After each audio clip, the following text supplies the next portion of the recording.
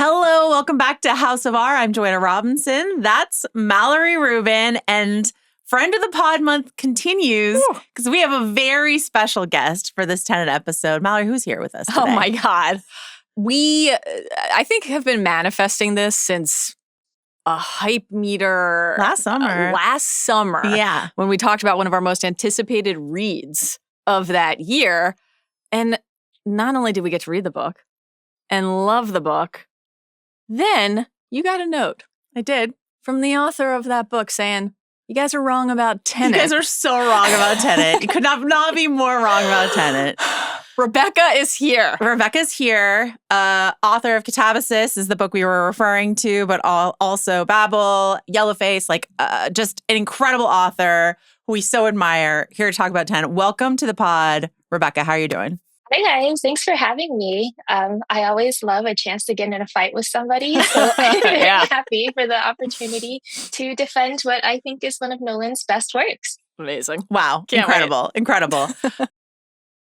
This episode of House of R is presented to you by Target. Calling all trainers! The Pokemon and Target collection celebrating 30 years of Pokemon is almost here, and the lineup is kind of incredible. A few are sure to be fan faves. Pokemon starter jackets, mystery water-type Pokemon bottles, and even caboodles. Which feels perfect, because Pokemon has always been about sharing the adventure. And Target is bringing fans together to celebrate that spirit. The first drop is in store May 2nd, online May 3rd. With the second drop, June 6th. Explore now at Target.com.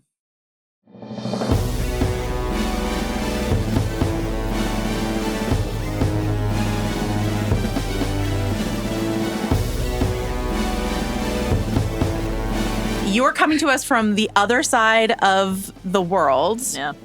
Literally. Yeah. You have interrupted your birthday vacation to come talk to us about Tenet, and that's how passionately you feel about it. As I said, it's one of my favorite movies. And I think one of Nolan's best works. And I think very, very badly misunderstood too. So. Okay, since folks know that we are Tenet haters, they demanded. I would not say a hater. They demanded we get a Tenet defender on the pod, and I think we have picked our champion. Yes, it is Rebecca here with us. Quick program reminders: we are doing. We have one more Friend of the Pod month episode that's coming out allegedly on Friday. That's right. I don't want to jinx it, so I'm just going to say it's supposed to happen. We hope it happens. Yes. We will be talking about Spider Noir no matter what. We'll be talking about Spider with a friend of the pod. And Fririn maybe and some other things, and hopefully with a friend of the pod. We also have our summer hype meter, which we already recorded. We did. Immediately after recording it, some dates were released, some trailers were released. Helpful. We knew it would happen. It's always the risk when you bank a pod. But summer so hype meter, and then we're doing a very musical episode. While Mallory's out of town, I've recruited a couple of pals to do a very musical episode of House of R. So that's what's coming up. Okay, spoiler warning for Tenet, all of Nolan's films, and also when we get to the section at the end where we're talking more directly about the Odyssey, spoilers for the Odyssey. Rebecca, on a scale of 1 to 10, how excited are you for the Odyssey?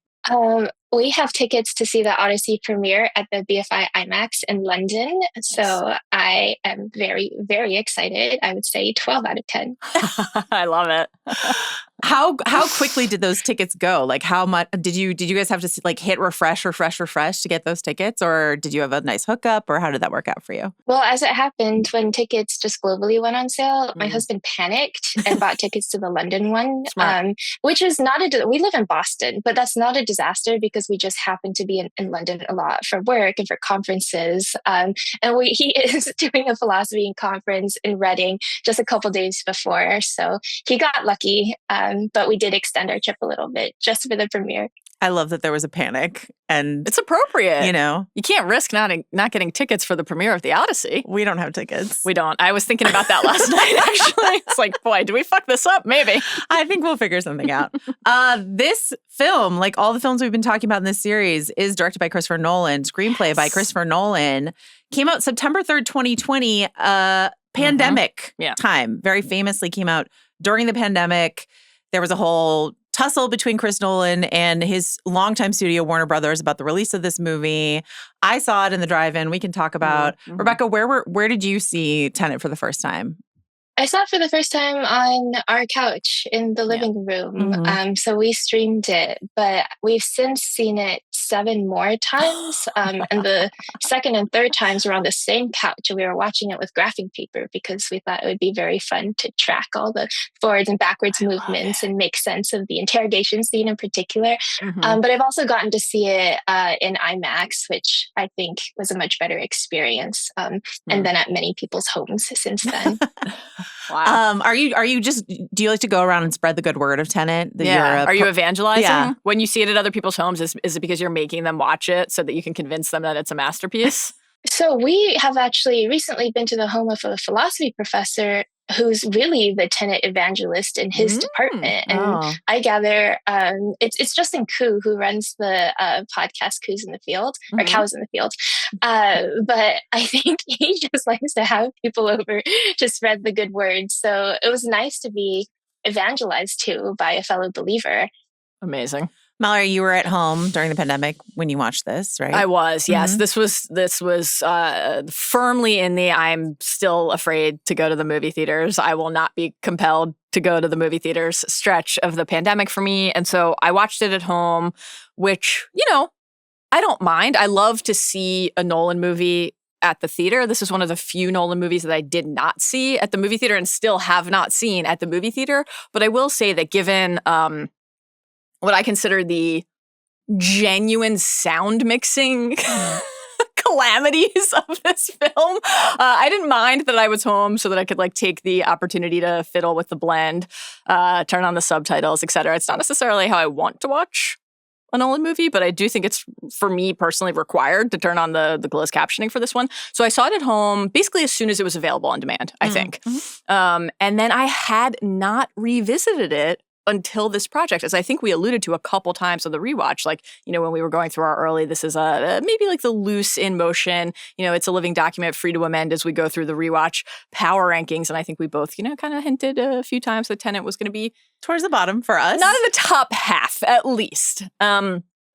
And then I was very eager to revisit it. And I think as we went through the Nolan rewatch, I became increasingly eager, in part because we heard from Rebecca, somebody whose mind we just so admire. We heard from a lot of the bad babies. Yes, a lot of our the listeners hit us up and were like, guys, you're wrong about Tenet. Let me tell you why you're wrong about Tenet. You have some emails today that you're going to share. Plenty of people, I think, have notes on Tenet. It's a divisive film. It's one of Nolan's more divisive films. But I was very much looking forward to, after studying the filmography in the way that we have over the past year, to revisit the movie. And we'll talk about how I found it upon repeat viewing. I've watched it a couple times in the last week, and it's been very interesting to go back to it through this lens. I will say, to be fair to Chris Nolan, I saw it one time on accident, 3 times at the drive-in. I went twice to the drive-in, and then the third time, I remember it was election night, and we were nervous to be home during the election night because we were just too nervous. So we went to the drive-in to watch, I think they were playing Coco, but Coco was just a short film and over too quickly. So we were like, let's just stay. And then Tenet started playing. So we watched Coco. Tenet again. But to be fair to Chris Nolan, sound at the drive-in is famously bad no matter what. So Tenet really didn't have an option. But I think watching it at home with closed captioning on was very helpful for me. Budget, $205 million. Worldwide box office, $365.9 million, which is impressive for the pandemic, honestly. Honestly, quite impressive. All of that being said, Rebecca, you are a guest of honor. First and foremost, what does Christopher Nolan mean to you? He's my favorite director, straight up. And he's a big part of my marriage. I've never met him personally. But I first got into him because my boyfriend at the time, who's now my husband, was very into him. And we started dating 10 years ago. And this was a teenage boy from the suburbs raised on The Dark Knight and Inception. So very typical movie bro. And I was like, yeah, I'll share your hobbies with you. But then we had very special dates going through Nolan's whole body of work. And I think we really fell in love and bonded talking about The Prestige, which I think The Prestige is my number one in the Nolan rankings, but Tenet's pretty close. And we've seen every Nolan film since Dunkirk in theaters together. So we're fully a Nolan household, a Nolan apologist. In fact, I think there's nothing that Nolan has to apologize for. We find his alleged faults to be virtues. We find the dead wives very charming. And I just have huge admiration for the scale and ambition at which Nolan operates. And I think even when he fails, his failures are fascinating to me. Mm-hmm. Moment of truth. Give us your big picture. We're gonna go in our sort of more granular way, but big picture, give us your Tenet defense. Not that it needs defending, according to you, but your Tenet pitch. Give it to us. No, I think it needs defending. I think it takes several watches, and I think it's a film that benefits from interpretation and discussion with other people and gets richer every time. But I think there are three reasons why Tenet is uniquely awesome. And the first is that it is truly innovative in how it portrays time travel. In most time travel stories and movies, the traveling happens instantaneously, and then the traveler is moving in the same direction as everybody else, like physically and metabolically. So it's just like sort of portal fantasies. And I'm reading T.H. White's The Once and Future King right now. And the character Merlin is fascinating because he's supposedly living backwards through time. But this seems to only really apply every time he wakes up, and then he moves forward through the day, like with all the other characters. But only in Tenet are they actually causally backwards. And I think the reverse entropy stuff and how that produces such incredible and technical, like hand-to-hand combat scenes, that is just so impressive and cool to look at. But I think the main reason why I love it, like on a thematic level, a lot of people call Nolan cold, analytic, rational, whatever. And I've seen this said a lot of this film, that it is his coldest and most analytic. I don't get that at all. I find all of Nolan's films to be deeply moving on a gut level, especially this one. And you might just have to be the type of person who can be moved to tears thinking about paradoxes of time. But like I am that type of person. And I think Tenet is a deeply moving exploration on conflicts between generations and what parents owe to their children and vice versa. And I think it's not accidental that the children in Nolan's films are aging up alongside his actual children. And I think that at least in three of his films, I think these three films form like a thematic trilogy: Inception, Interstellar, and Tenet. I think he's been working through different fantasies about how your relationships with your kids could be different if you could stretch time or dance around its rules. And I adopted this interpretive lens after reading Justin Ku's, the professor I mentioned, his essay, How I Learned to Stop Worrying, and love Christopher Nolan's $200 million Sudoku puzzles. And he makes the very compelling case that these are three films about parents coming to grasp with the unbreakable constraints of time and their own limits and how they can care for their kids. So Inception is about what if you could live out your life in a branch timeline where you could remain a childless god of creation and escape your toddlers, and how guilty should you feel for having that fantasy? And Interstellar is about what if you end up younger than your children, and what if saving them involves not being there for much of their lives? And Tenet is about what if you and your kids could be the same age and go on adventures together? And I think that's gorgeous. And then the third reason is just that everybody is moving with such confidence. Like the movie has so much belief in its own conceit. Like say what you want about Nolan, but he doesn't make excuses or apologize for his world building. Everybody commits fully to the bit. And people just spit out lines like, it's the detritus of a coming war. And that is so cool. So that's my big picture argument for Tenet. I love that parent-child argument. It makes me, we are so excited to get to the end of this podcast and talk to you about the Odyssey. But now I'm even more excited to talk to you about Telemachus and Odysseus and all that sort of stuff like that. Daddy.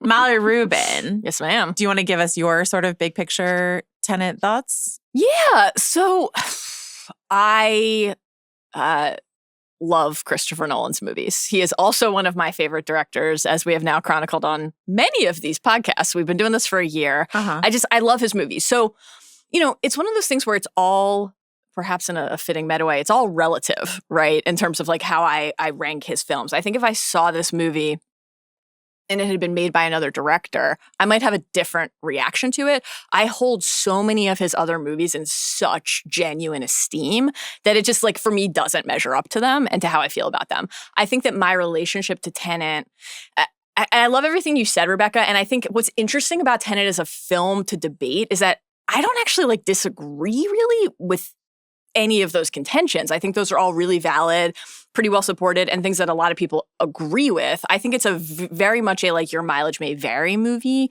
in terms of not only the core offering in a vacuum, but how you consider it as a part of the larger text. So like the Inception, Interstellar, Tenet, the trifecta that you cited, that's just the order of how successful those movies are for me. And that's really interesting because I think that Inception is in some ways the most obsessed with really outlining the laws of the universe and making sure that you understand how things work, which sometimes does not go well, but I find mesmerizing in that film. And I think that it's like thematically wonderful. I think the performances are great. I think it's very poetic and like profound. I love it. Interstellar is a little bit in that like middle spot for me where, you know, we had a fun time potting about that movie as we talked about at the time. It's like for a generation, their sacred text. It's beloved by so many people. There are things about Interstellar that I really love and admire. There are things about it that don't work as well for me, which is always surprising to me because the log line of that movie is so extremely my shit that I'm always like, I kind of can't believe that my reaction to it is not, this is my favorite movie ever made. Right. I think that when you watch Interstellar, for me, it doesn't matter. It doesn't matter at the end of the day if you understand or care to understand something like time dilation, right? You understand the emotional truth of that movie. You understand the relationship between Coop and Murph, like no matter what, right? I think that Tenet doesn't do that for me. And so what I find is that when I watch it, and this has been now, I've seen it 3 times now, and this is increasingly true every time. So it's definitely possible that in 10 years I watch this and I'm like, masterpiece. Just no notes. I think that actually is in play, that my relationship with Tenet will change over time. I don't know if that will happen, but it's not impossible. I watch it and I have nothing but genuine and sincere admiration for the filmmaking and the craft. The cinematography, the editing. Again, I have notes on the sound mixing, which I think is like actually, I think I've made it a bit on these pods, but I think is like really kind of a problem. Mm-hmm. I do think the score is amazing, but like the fact that the first line of dialogue uttered in this movie leads to, from the protagonist leads to our guy Tywin Lannister saying in response, like, what? I couldn't hear you, is a real telling on yourself stuff to me. Mm-hmm. I think that the ambition of the conceit, the premise is, to me, like as a sci-fi fan, as a time travel story fan, intellectually intriguing and bold in a way that I admire. Like Nolan is always a filmmaker I admire, and he's a storyteller I admire. I think that this movie is just too convoluted and like a little bit too... I don't know. I don't want to talk out of both sides of my mouth because I just said I admire the ambition, but I think the movie is, for me, a touch too enamored of its own ambition to like totally work for me in the way that all the other movies just like kind of send me to a transcendent plane of existence as like a person who loves stories and loves this kind of genre filmmaking. The action is incredible. It's visually astonishing. I think that some of the aspects of what we see and hear and how the characters function in the world really interesting. I think that there's a difference between like a movie that is rewarding on a rewatch and one that requires a rewatch. I just think that's a little bit different, and Tenet falls into the latter camp for me. But there's a lot about it that I really like enjoy. I think the Pattinson performance is god tier, just unbelievable. I for all of those critiques, like if they said, and the movie basically ends setting up Tenet 2, and now obviously Nolan has left Warner Brothers, he's with Universal, who knows? They made Tenet 2, I would be there on day one. I would be really interested to see him go back into the world. And I think, like Rebecca, to your point about just the aspects of the what are we going to do about time and how we move through time and entropy and inversion that's different. Like when I think about Tenet as basically a cinematic version or a storytelling version of like open source code, I love that. I'm interested that this could now become a concept that other creators returned to and played with and explored their version of, because I do think it's interesting. It is in a weird little space to me of simultaneously like, Nolan has talked about, I wanted to make this movie for 20 years. I've been thinking about this since I was a kid. You could tell he's obsessed with it. He wanted to do it. First pass on this exact execution. Would it be better over time? And it's the latest installment of this continuing exploration of these ideas. And I just think sometimes you go back to the well so many times to explore the same thing in a different way. And it was better the first time, or maybe the second time. So that's where I am on Tenet. Rebecca, anything you want to say to what Mallory just said? Yeah, I like your point that some movies are rewarding on the rewatch and some demand them. Yeah. I think of my relationship. I didn't like Tenet the first time I saw it. I was confused. I thought the sound mixing was bad. I didn't know what was going on. And I felt like some stirrings of emotion at random points, but I was mostly left with like, I don't really know what happened. But I think about my relationship with Tenet, like the protagonist relationship with Neil. Like he doesn't know what's going on the first time they meet. And then he only discovers later, like he's at the front end for what has been for Neil a long and rewarding friendship. So I think of my relationship with that movie as like a summation of all the viewings over the years. And I think, it does demand a rewatch, but the rewatches get better and better. I think every time I've seen it, I've only enjoyed it more. So I understand where you're coming from, but I think it deserves all those, the 8th, 9th, 10th shot. For sure. And I love returning to movies and books, so I probably will get to it 8, 9, 10 times before we're all said and done. Maybe we'll all gather again to pod at that point. Jo, what about you? Where are you with Tenet these days? I watched it 3 or 4 times when it first came out, and then 2 times this week. And alongside sort of doing my own version of what Rebecca and her husband do with the graph paper, which is just sort of like watching YouTube explainer videos and trying to make sure that I can really understand what's happening on the car chase or, the logic of some of these set pieces, especially like any of the temporal pincer moments, I think require a lot of unpacking for me. And there is a way in which that can stimulate my puzzle-loving brain, and then there are ways in which it can frustrate me and make me feel like I'm stupid and I don't understand. And I think what's tremendously, I would still put Tenet towards the bottom of my ranking, honestly. I do get emotional. I think without that goodbye scene between the protagonist and Neil, I think this movie is much more of a failure. But every time I've watched it, that scene has really gotten to me. I think Pattinson is incredible as Neil throughout. He's like very charming and then very emotional there. I think that's John David Washington's best part of the film is his realizations there and the emotion that he expresses there. I think Elizabeth Debicki's character, Kat, her whole thing I think is really great and interesting in this movie. I love that actress so much. So like, and then visually, like we'll talk a little bit about the sort of like the James Bond comps, but like visually that's the thing about Christopher Nolan that we love is that the way that he makes popcorn cinema, but with these big ideas and big ambitions behind them. And so for something like Inception, which is just a slam dunk for so many people, it's an ambitious puzzle that he's created there. But he never once loses his audience in the making of it, for the most part, I would say. And so he has taken big ideas or his like hyper intellectualism, because he's one of the smartest people that is out there. But then he's made 3 Batman movies that people really love. So to almost Trojan horse smuggle in these huge ideas inside of mass appeal popcorn cinema is what is so admirable about Nolan. And I just think he lost the bottom fell out of the popcorn bucket a little bit on this one, where he just sort of like lost that sort of like general audience. I can come along for this ride. We have like a couple listener emails in defense of Tenet that I wanted to read. Most of them sort of sending quotes from something else.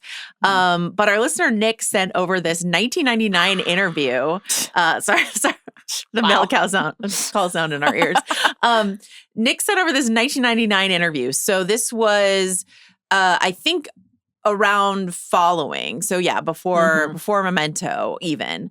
And Nolan was talking to Elvis Mitchell, who's this, renowned UK film guy. And he was talking about, he says, quote, "You need a simple narrative to take the audience through the experience of the film.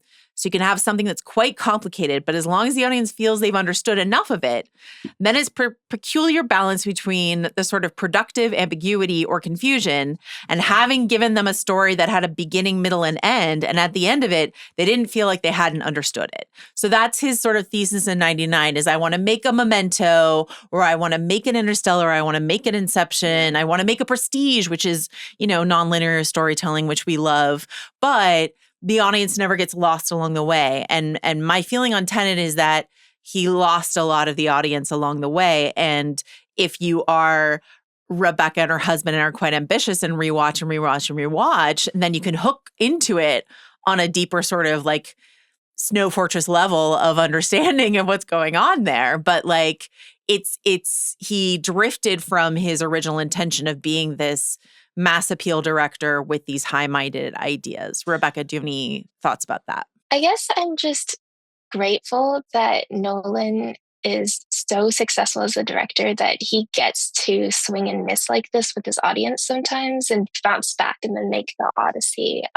Because I really do have a soft spot for the when directors and writers I love just really get up with their own asses and have clearly stopped caring about the audience and are just pursuing ideas and sort of showing off with rhetorical flourishes. So I feel a similar way about Jordan Peele's Nope, which I think many people find more inaccessible and confusing than Get Out, which has a really tidy hook and doesn't let the audience feel at any point like they don't really get the message. And Nope is about a lot of things. I think it's more ambitious. I think it's harder. I think it lost people, and I love it. And I think I love Tenet for the same way. And I think it would just be so sad if a director never got a budget to make a huge commercially appealing film again after a miss like that. But because it's Nolan, I'm glad that he gets to, make the Dark Knight trilogy, and then he gets to make this and then go back to the Odyssey. Yeah. I really agree with that. I think that's a great point. And like,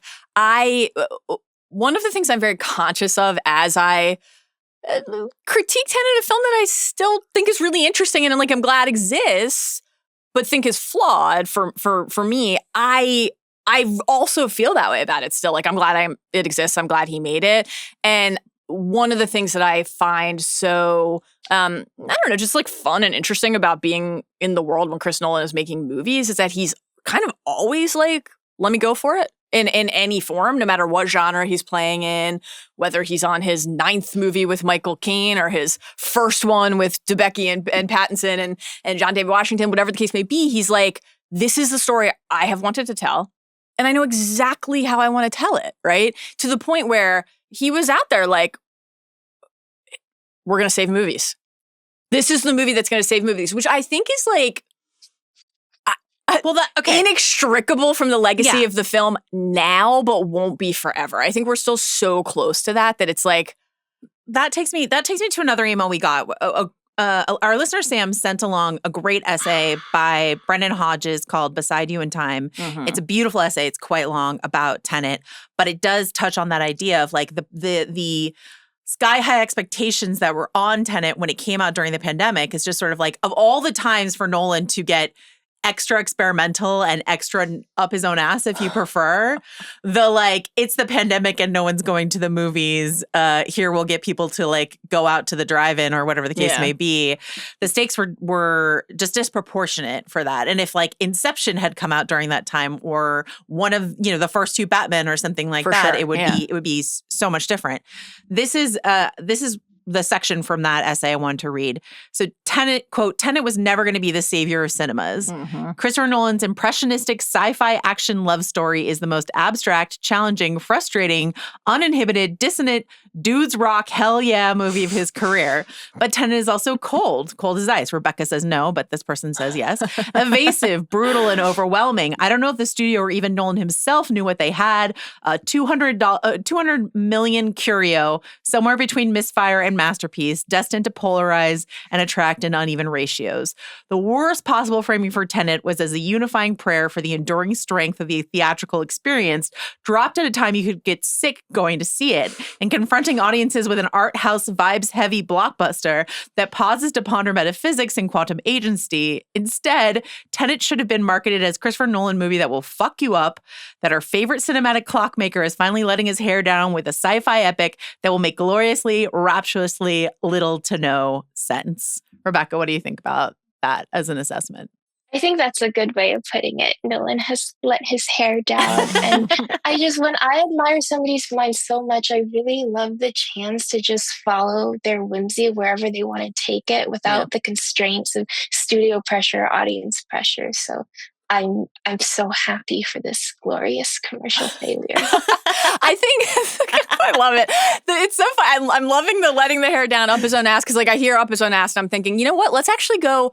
Like, to me, the problem's not the movie's up its own ass. Let's go further. Tell us literally, if an inverted character sits on the toilet, does the shit go up their ass? Like, I want to know more. I don't want the fleur de la cour to tell me, just like I feel it. I don't know. It's a little bit betwixt and between in that sense. I think of the movie a little bit as, to use something inside of the movie as a comp, the racing sailboats, like the high speed floating up on the water racing sailboats. Like, I look at them. I don't know anything about sailing, right? Much as I am not a metaphysicist or a physicist. I look at those sailboats and I'm like, those look pretty. Those look dope. They look fast. They look fun. They look dangerous. They look scary. I understand without really understanding that only certain people would be able to handle them, and only certain people would know how they move, right? That doesn't really compel me to want to spend my time in one of them. And I think that that's part of, it's fascinating. Like I don't like generally when we're about to pod about something to like hear what a bunch of other people had to say about something. But because of the COVID time capsule nature of this, I like went back to refresh on what some people were saying at the time. And it was what I remember, because I was like, am I like exaggerating in my mind how big the specter of how could you or could you not see Tenet, and what was like, not like Christopher Nolan saying about it, but like Tom Cruise saying about movies, I'm on the phone with the insurance company and I'm saving movies, right? This was just like a thing. And that is inextricable from how people are talking about Tenet. So that's just not going to be the case in 10 years if someone sits down and watches Tenet for the first time and has no awareness of and is not thinking about when Tenet was released and how long it was delayed and how it was positioned or any of that. But I have a hot take that I don't know if I totally believe, but I'm gonna throw it out there anyway. I think we think that like the COVID timing and thus I agree with what you said, like it's for the pandemic especially, it's actually pretty good box office, but it's not what you would expect for like a Nolan blockbuster. I think there's a chance that actually Tenet would be like more debated and derided if more people had seen it right away. I actually think like the slow drip of people coming to it slightly muted the volume, just the heft of, I don't understand what the fuck is happening in this movie, and like, why don't the people who made it want me to understand it? Did either of you by any chance watch the making of Tenet featurette that's like on the, I don't know if it's online, it's on the 4K, it's like an hour and 15 minutes, it's fascinating. If you watch this movie and you're like, this is the most visually stunning thing I've ever seen, you should watch this. Like the editor and cinematographer, or like a lot of the stuff about the stunt choreography, all of it. I'm being like slightly hyperbolic here, but not really. I would say 90%. None of that is about the story of Tenet. All of it is about the craft of Tenet, which is very notable, right? And I think that like probably no fewer than 743 times does somebody in the making of Tenet say, here's a story from the set about how I didn't understand the movie we were making. I think that's not great. I think that's not great. I'm glad that you brought up the sailboats. Because I want to talk about this sort of like idea that Christopher Nolan always wanted to make a Bond film, and he made this movie instead. Rebecca, how much were you thinking about James Bond when you were watching this movie, or any of the hallmarks of the Bond franchise inside of this movie? I thought the Bond coding was what made it really commercial and easily digestible. Yeah. And that was like the candy pill in which you shoved all the metaphysics. But I mean, there's definitely a lot of Bond tropes going on. I think in watching Tenet in comparison to like an actual Bond film, though, I'm really fascinated in what English manners and English like genteel culture are doing here. Because in a Bond film, like Bond is everything that is best about the British. Like he knows how to wear his suits, he's shaken not stirred. But in Tenet, the protagonist is really not that. He's an outsider. He's a Black American. He doesn't have the accent, but he's still more badass than everybody else, and he still knows where to get his own suit. He doesn't need a recommendation for a tailor. And there's just this attitude that he brings into everything. Like I think the waiter's like, "Sir, blah blah blah, I presume," and he's like, "Presume away." I love that. So in thinking about the comparisons, I think I found John David Washington even more sexy than Bond because he's just this like anonymous column of swag in each and every cultural context. And for a long time, I've like, because people talk about Nolan in the context of not being very good about race or not thinking about race, but I'm fascinated in how his characters operate as these like totally anonymous ciphers in either deliberate ignorance or in a deliberate like flattening of cultural, ethnic, racial context, etc. So I think it's like a really interesting counterpiece to Bond, but I do think the racial analytics probably end there. I do think, he has talked about how he wrote this role for John David Washington out of seeing BlacKkKlansman, and that's rare for Nolan to talk about writing a role for an actor, especially this like central role. And so I do wonder if, I don't think this is a particularly like deep analysis of what it means to be a Black American in a Caucasian English spy world.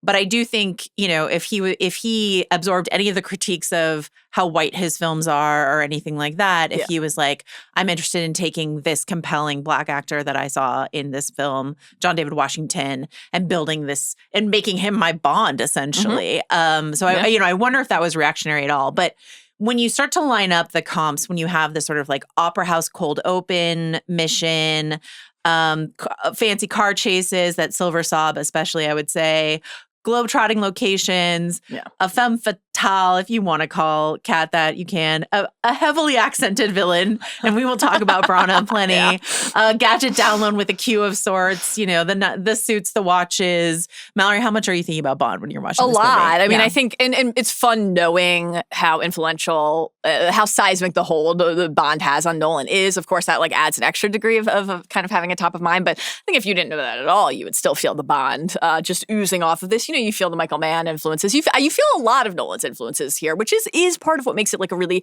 interesting and ripe for analysis installment in his filmography. I think the all of the locations that you mentioned. I mean, this is a gorgeous film and visually in a lot of different ways, and obviously the globetrotting nature of it is a huge part of that. It's a travelogue. The idea you believe that these characters would be able to just move about the world in this fashion, right? So that's one of the really fun things about a Bond movie. It's one of the fun things about Tenet. You mentioned the suits. The fashion, I do think this is actually a great example of nod to my influence with a little tweak. Like everyone is besuited, but then you have the polo shirt as like the specific style and specific choice under the jacket. I think that's like a great way to give the protagonist his look. And on the like the protagonist is a cipher is there to stand in for certain ideas. In many ways, so is Bond, right? Bond is one of the great like archetypes. Many different actors, reboot, come in and inhabit Bond, but we understand who James Bond is, who 007 is. So I think that those comps like and influences feel very, very present. And I like what Rebecca is saying a lot about that kind of wrapper that allows then Nolan to explore these really heady ideas. And even if they don't always all land in every single movie, I'm glad that he has the desire to continue to explore them because we're nerds, right? So it's really fun to have everybody go to the movies and think that they're going to just watch people punch each other, which they do, or rub cheese graters on each other's cheeks, which they do, or flip their cars, which they do, or have a plane crash into a free port, which they do. By the way, my single favorite moment in this making of, this was iconic. Pattinson, I'm paraphrasing, was like, and you're wondering, like, how are they going to achieve a plane crashing into this terminal? And, like, the way they're going to achieve it is by crashing a plane into this terminal. Yeah. But he's Robert Pattinson saying it was very funny. And then they're going to make you think about entropy and inversion and, like, you have to feel what's happened, right? The free will and determinism and how these things relate to each other. I love stories that make us think about those things and ask those things. And I love that for a lot of people, this is a movie that not only gets those wheels turning in their brain, but like sends them to Reddit where they're going to post theories on message boards and talk about those theories with each other. I think that like for a lot of people, Tenet is a movie that they not only love watching and thinking about, but love discussing. So I think that's awesome. I love that. Yeah, I do think Tenet is a movie that I admire more than I like. Yeah. And and in terms of the discussion that it's generated, and this is Nolan's great trick that he does, right? Which is, I think it was maybe from that feature that you're talking about, or perhaps a different one. No, it was a Colbert interview where Nolan was talking about how the first screening they ever did for Memento, he was asked in a Q&A after sort of like what the ending means. And he says, well, I want everyone in the audience to decide for themselves what it means, but this is what I think it means. Right. And then his brother, Jonathan Nolan, my favorite Nolan, is like, you can't ever do that again. Yeah. Don't ever tell the audience. And he's like, oh, but I sort of caveated with I wanted them to figure it out for themselves. Right. And he's like, they won't pay attention to that part. They will just pay attention to what you said. So never explain what the top spinning means. Never explain what's really at the heart of Interstellar. Never explain what the fuck is going on in Tenet at all. I think that's fascinating. All right, Rebecca, anything you want to say more that we haven't already said about this idea of the protagonist as like a cipher? Nolan has cited The Prisoner, a beloved sci-fi television show, or Sergio Leone's Man with No Name, or if you prefer more recent, The Mandalorian, like these faceless. Put Grogu in Tenet and then we're cooking. Yes. What is the I mean, because I do think for a lot of people, the fact that the main character of this movie is called the protagonist is one of the easiest things to roll your eyes at. But Rebecca, fond of people with their heads up their own asses, you probably love. How do you feel about this? Sometimes I just like when Nolan admits his weaknesses. Yeah. And he's like, I'm not interested in a backstory.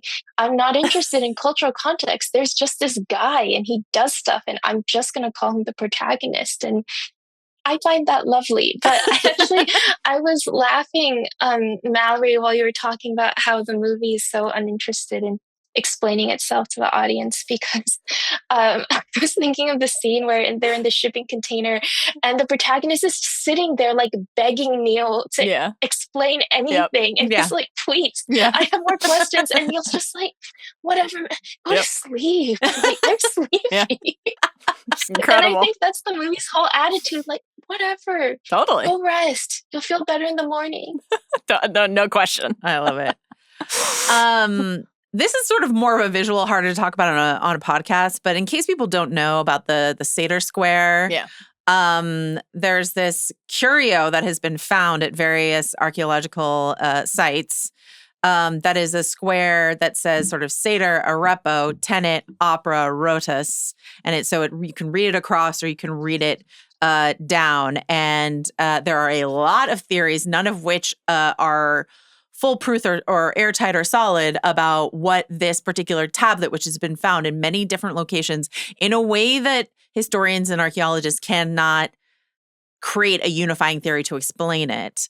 But it is never raised in this movie, but obviously Branagh's character is named Seder. There's a character named Arepo. Yeah. There is Tenet is the center of this. There's the Opera House and Rotus, which is Seder's the very vain flip of his own name of his company. So it's all of those things are here. And it's that sort of like sideways, upside down, backwards, forwards sort of experience. When you think about that, is that the Sudoku of this all? Like, what do you think about that, Rebecca, when you think about the Seder Square? I think there's not a lot to unlock with the Seder Square. Fair. I think it's just cool and the words are cool. I do like that he was like, Seder, Arepo, that's clearly Russian and Spanish. That's fine. Those are the character names.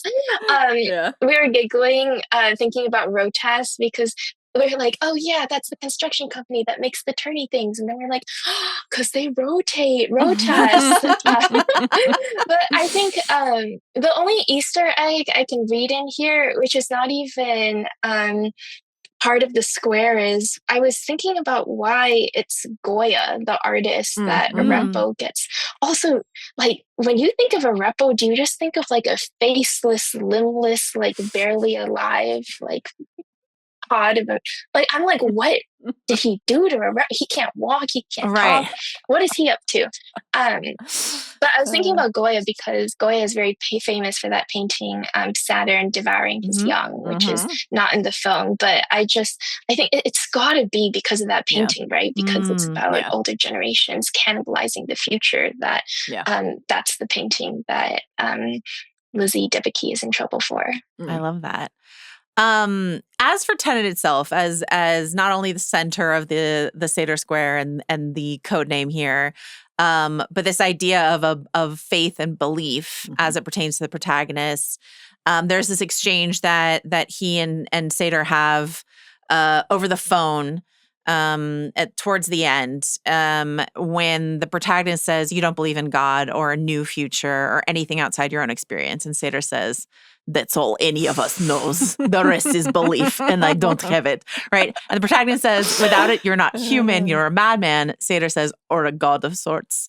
And protagonist says, "Like I said." Just some great accent corner work from you. Thank you. So this idea of like Seder mocking the protagonist for his faith, for his belief in the design of, the people who are working in the future, which is a very interstellar concept. Who are these advanced beings who have sent this idea back to us? Oh, it's ourselves. Like that happens in Interstellar, and it happens here as well. The protagonist, we find out, is following his own plan because he's the one who created the Tenet organization in the first place. Right. But he doesn't know that, and he's sort of blindly believing in this design, in this plan. What I think is really interesting is there's a line that comes after this exchange in the screenplay that didn't make it into the movie, where Seder says, God, he killed his son too. Like a very, very tough line that Nolan's like, maybe not. Maybe we don't put that in there. Rebecca, talk to me about belief and faith and determinism and how you think about it when you think about this movie. Yeah, this is the part of the film that I think is very emotionally resonant for me, because I think that Nolan ends up in this like beautifully like anti-pessimistic, like really humanist place. I think going back to Interstellar, Nolan's really interested in the question of agency and freedom within bootstrap paradoxes. Yeah. Like, how much do you get to take credit for if your future self has already fixed things for you? Do your choices matter at all? Do you have freedom? Do your choices have normative significance, or are you just following a predetermined script? Is there anything you can do about your fate? And in Tenet, as well as Interstellar, the fact that the bootstrap exists doesn't absolve you from choosing to risk your life and give it your all as if you have no knowledge of the outcome. And that's concretized in the exchange between Neil and the protagonist, when Neil's like, well, what's happened, which is an expression of faith in the mechanics of the world. It's not an excuse to do nothing. Yeah. And I think that strikes a very nice compromise between determinism and free will. And that's also, so my husband's a philosopher, so I asked him lots of questions about how people think about choice and free will. And, if everything we do is a chain reaction of all the molecular interactions that have comprised us since we were born, then like what significance do our choices have? And exactly what Neil says, like that's not an excuse to do nothing at all. Like you still have to choose to throw yourself into the black hole. You still have to choose to keep risking your life and take bullets and save the future as if you're not sure the future will be saved. So it's a choice you can't opt out of the bootstrap, but you still, like, it still exists. You still have to be a part of it. And I think that's lovely. Yeah, I really agree. Like, this is actually something that works really well for me in the movie and that I love. And in general, if it's like a show like Dark that I love, like I love when a movie like Arrival, right? There's when a story actively interrogates. She did it anyway. If you knew an outcome, would you do these things anyway? And then what does it mean if you do? And how do you carry that with you? And how do you keep it from other people?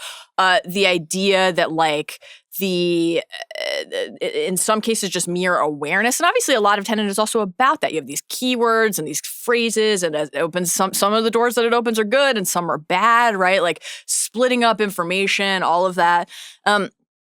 Just this kind of like acknowledgement that's it's like a quiet like a hum in the air in the entire film, that awareness of this at all inevitably radically alters something about the way you live your life. How could it not, right? And so, like, I love the Neil protagonist relationship and what we learn at the end, which, like, you feel building, but it's still very satisfying. And that exchange, Rebecca, that you cited is probably my favorite moment of the movie. Yeah. It's not an excuse to do nothing. Like, I think it's great in this film. It's great for those characters, and it's great overall. Like, if you're interested in free will and destiny and how these things relate to each other, the idea of like I like stories that make us think about compatibilism and how you can and should exert free will, even if there is something fixed in time. I think the way the movie dabbles with like moments where a character very actively, not just, I mean, there's choice everywhere, but like can say 3 or 4 times throughout the movie what's happened, but then like really in an animated fashion dive forward like Neil does to stop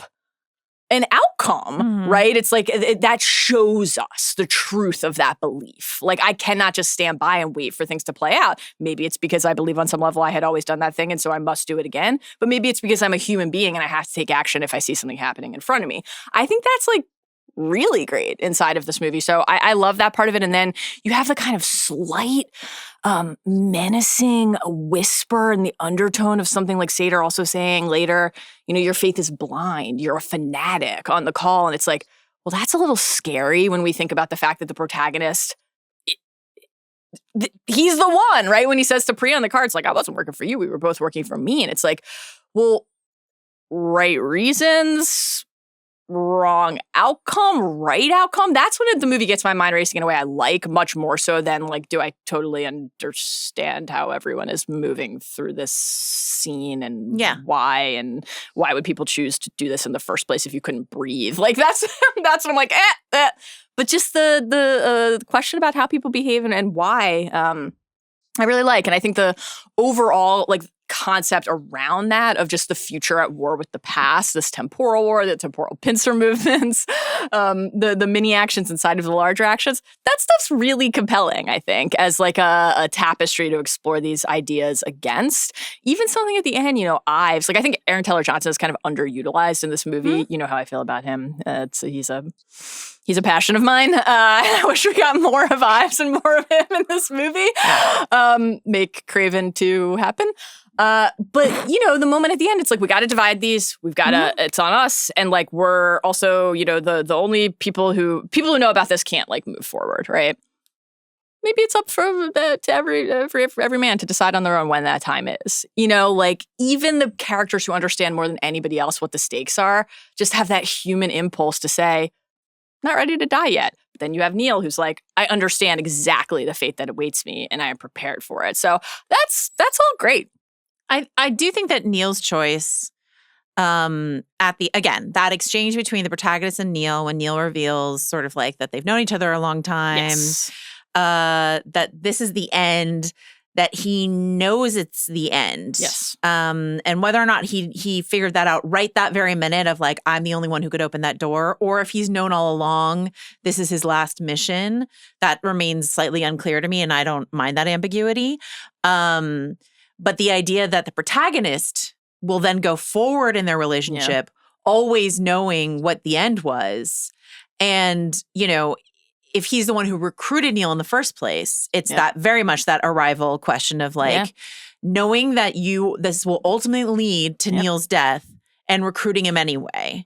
You know, the moving in different directions through time relationship that I was thinking about the most, and a lot of our listeners wrote in with this comp, is the Doctor and River Song, who initially meet. The first episode where the character of River Song shows up at the end of David Tennant's run is her last day with him, but he's never met her.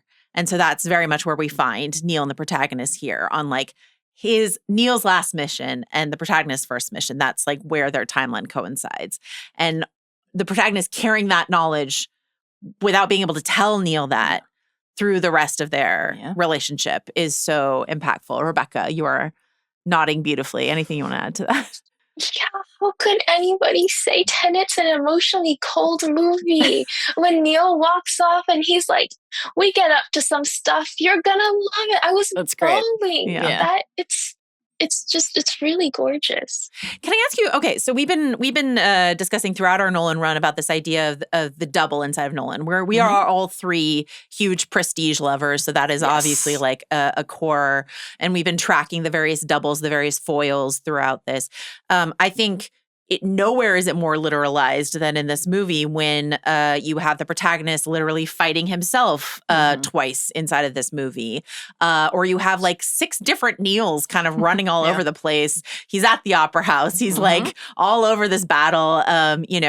Tons of Neils going around everywhere. You've got most, crucially, Kat seeing herself jumping off the ship and being inspired by the freedom of that woman, then finding out that it was her all along who jumped off that ship. All of that stuff is here. And then we've got all these like fan theories. Again, like we love the discussion around the constant Reddit threads that are being generated around this movie. There's a lot of like, this character is actually this character. Like Aaron Taylor Johnson showing up with that particular specific accent, I think makes a lot of people wonder if he is actually the younger version of Michael Caine's character, Sir Michael Crosby, who shows up later. A very like, that's not Aaron's accent. So he was directed to do an accent that matches Michael Caine's accent to a certain degree. Barbara Clemens Pussy, who you call Fleur de Liqueur, that Barbara is the future scientist, or she shows up and she's pregnant. Is she pregnant with the future scientist? Like, is that a connection? Yeah. But the most compelling one, and the one that I feel like has to be true, and especially as it feeds into what Rebecca was saying about what if you could run around and be the same age as your own kid, is the Neil is actually young Max theory. So, Rebecca, do you buy into anything you want to say about doubles in general, or that Neil is Max theory that everyone loves to talk about?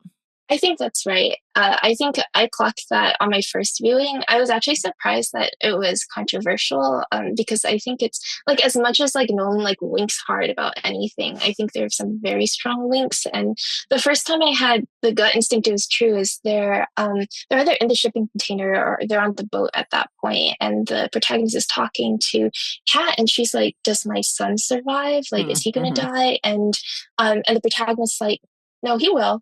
And then he looks at Neil like very explicitly, and that's the last thing you see before that shot ends. Also, Neil is the last 4 letters of Maximilian backwards, so I think there you go. Yeah, and they have the same floppy hair, and he has the posh English accent. I just think that's right. I think making Pattinson dye his hair blonde for no reason other than to match that child is like one of the most. I love, and also to match Christopher Nolan's hair. Oh yeah. Christopher Nolan's hair, the knotted scarves are very Nolan coded. He's like, what if the coolest character in this movie would look like me? Mal, where are you on the doubles and the Max is Neil theory? The characters interacting with versions of themselves, despite the words of caution from, McKay is here. What a time to be a fan of the Pit. That's really Fiona fun. Dourif is great here. stuff. Yeah. You have your words of caution, but then the moments where, like, I like some of the subtler ones. I don't know if anything's super subtle in the car chase sequence, but like when the protagonist sees him, I was the one driving the Saab, etc. Of course, the hallway fight is the best version of it. That stuff's all just like, I think. None of it, I think, is really surprising. I don't think it's actually intended to be surprising. Even the string on Neil's backpack, we understand right away that like that will be something we're supposed to look for and track and understand that when that character is revealed to us, it will be somebody we have spent a lot of time with, right? So there are only a couple candidates. Right. I kind of like all of those theories about who characters could be. I think it feels very likely inside of a Nolan story that's true, that maybe all of those are true and right. I guess the only thing I don't like about it is that I think of Neil as a very feeling character, like a character who is actually like oozing emotional energy throughout the film. And if he's like, I think it's like kind of asking a lot for us to accept that that's his mom who's been torn apart by an inverted round, and he's like, we should like go about our business. I don't know. I'm not totally sure about that. I would love that part of it. Other than that, though, it does track for me, and I feel like if we got Tenet 2, part of the roadmap of Tenet 2 would be revealing that all of the characters in Tenet 2 are characters we had met in some other form in Tenet 1. Like, that feels very probable to me. There's this line that Neil has, again, in that scene, which is undoubtedly my favorite scene of the movie, when he talks about going back and weaving, quote, weaving another past in the fabric of this mission. A really beautiful way to think about sort of these various Tenet members of the Tenet organization, just sort of like, you know, weaving in and out of time on the loom of time. And this idea that, like, sometimes when you get these theories that all these characters are connected, or, you know, Aaron Taylor Johnson's character is Michael Caine's character, I'm like, that makes the world feel small. Yeah. That's narrow. But I kind of like the idea of tightening the weave on this particular story. And it's just like a very closely woven, and the idea of the more characters who are talking to people they already know and pretending that they don't know them or they've just met them or something like that is just like a fun thing to think about. And the Doctor and River were on my mind too for that same reason. I think it's really interesting to think about, you know, so much of this movie and Nolan's movies are about concepts and intellectual curiosity, but also they are about humanity and how we think about our own humanity and relate to each other's humanity. And when with Neil and the protagonist, the River and the Doctor, the idea that, like, okay, what is a relationship? Just at the most basic level, it is getting to know another person and allowing them to, like, discover who you are too. So the idea that that person who you were forming a relationship with could have a different understanding of who you are than even you possess or are aware of is, like, so delicious to play with. And I love the idea too that we are witnessing in that very moving sequence also one really unique in the span of this, like, meaningful experience together moment of total truth and transparency, that, like, there's always somebody who's got to withhold something, and then here it is, and how rare that is. That's just, like, kind of fascinating and cool. And I think that, like, you know, something about the protagonist as Cypher, like we talked about, is compelling, right? I think the thing that is missing is understanding anything about who that character is or why he does the things he does. I think we'll come back to that probably in some of the categories, but, like, that could change over time if we, like, had some of this person is revealed to be this person and this scientist is revealed to be the scientist, Mallory Rubin is just coming out as the #1 make Tenet 2 happen. Oh, I would love Tenet 2. I would love Tenet 2. And again, I, like, want to keep thinking about the movie over time. I think, like, you know, the way the films are in conversation with each other, as we've already talked about, is interesting too in terms of the future and the past. And that's relevant here to what we're talking about. Like, you know, in Interstellar, the future is facilitating the continuation of humanity, right? Which then facilitates those members of humanity being alive to save humanity. So that's, like, a very positive view. Horrible things happen, the blight, etc. We have torn our world apart. Obviously, that's present here too. But the idea that the future of humanity would not only persevere, but care enough about its own past to sustain itself is, like, kind of a charitable read, right? I think there's a view of Tenet where the idea that the future, obviously everything with Sator, like, one man who's like, if I can't have it, no one can. Very grim. But I think totally believable, by the way, but very grim. But the idea that the future is, like, grandfather paradox, we're not really worried about it. We can't allow you guys to continue fucking shit up. It feels actually extra important then inside of that for these characters who we've grown attached to say, our relationship to this is going to be to try to do something good for the past, to try to keep things going, because otherwise it's just all very bleak. And I think that doesn't feel like actually Nolan's intention. Rebecca, any thoughts on that? Yeah, I like where all this is going. I think I would add one more interpretive layer on top of what Mallory is saying and point out that Nolan loves nuclear families. Like, thematically, he's really interested in a dad trying to get back to his wife, who's usually dead, and the kids. And in Oppenheimer, he's just interested in nukes. But I think, like, the bonds of the nuclear family being the person-to-person manifestation of these, like, broader, like, social obligations, I think are another reason, I think a strong reason why Max is Neil to bring that back in. Because you do have this sort of, like, not Oedipal, but sort of clear, like, replacing of the father figure, where Sator has like renounced his obligations as a father. He says, the worst thing I ever did was bring a child into a world I knew was ending. Too bad for him, basically. But if I can't have the world, nobody can. So he has stopped caring about the future, both for other generations that could come from him and his own son. And then the protagonist steps in. And as Mallory points out, we don't know a lot about him. We don't know his motivations. There's really no reason why we would believe that he cares about saving the future, except that he's already passed a test that he would die to obey, to carry out a mission. And because there's no other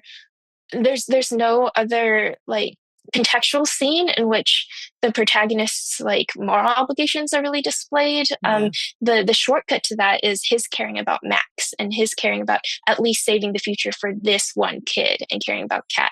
So you have this father figure who wants to preserve the figure for the sake of the son. And then you have a mother figure who also wants to fight for the future for the sake of the son. And then beautifully, you have a child who comes back and is willing to sacrifice himself for the sake of the parents. So I think the nuclear family bonds concretize the rosiest interpretation of how everybody's thinking about their generational obligations. I love that. We've talked about bootstrap paradoxes, grandfather paradoxes, all kinds of paradoxes. Any other time travel concepts or that you want to bring up here, Rebecca? I will mention that I was so inspired by Tenet that I ended up writing this short story called Making Space. And I think it's just available as a digital download out there. But I really like the idea of the future taking revenge on the past. And I wanted to use that premise to investigate questions about parenthood and fertility and what it means to bring life into a world that a lot of people think is ending. So I wrote this story where essentially this couple that hasn't had any luck with IVF, they find this creepy abandoned child in the forest and then decide to adopt him. And then a series of events happens, and it turns out that child has been sent back in time as a climate refugee. And he's tainted with this virus that renders all the people he touches infertile. So he's literally making space for all the other kids who are about to be sent back to be found and be cared for.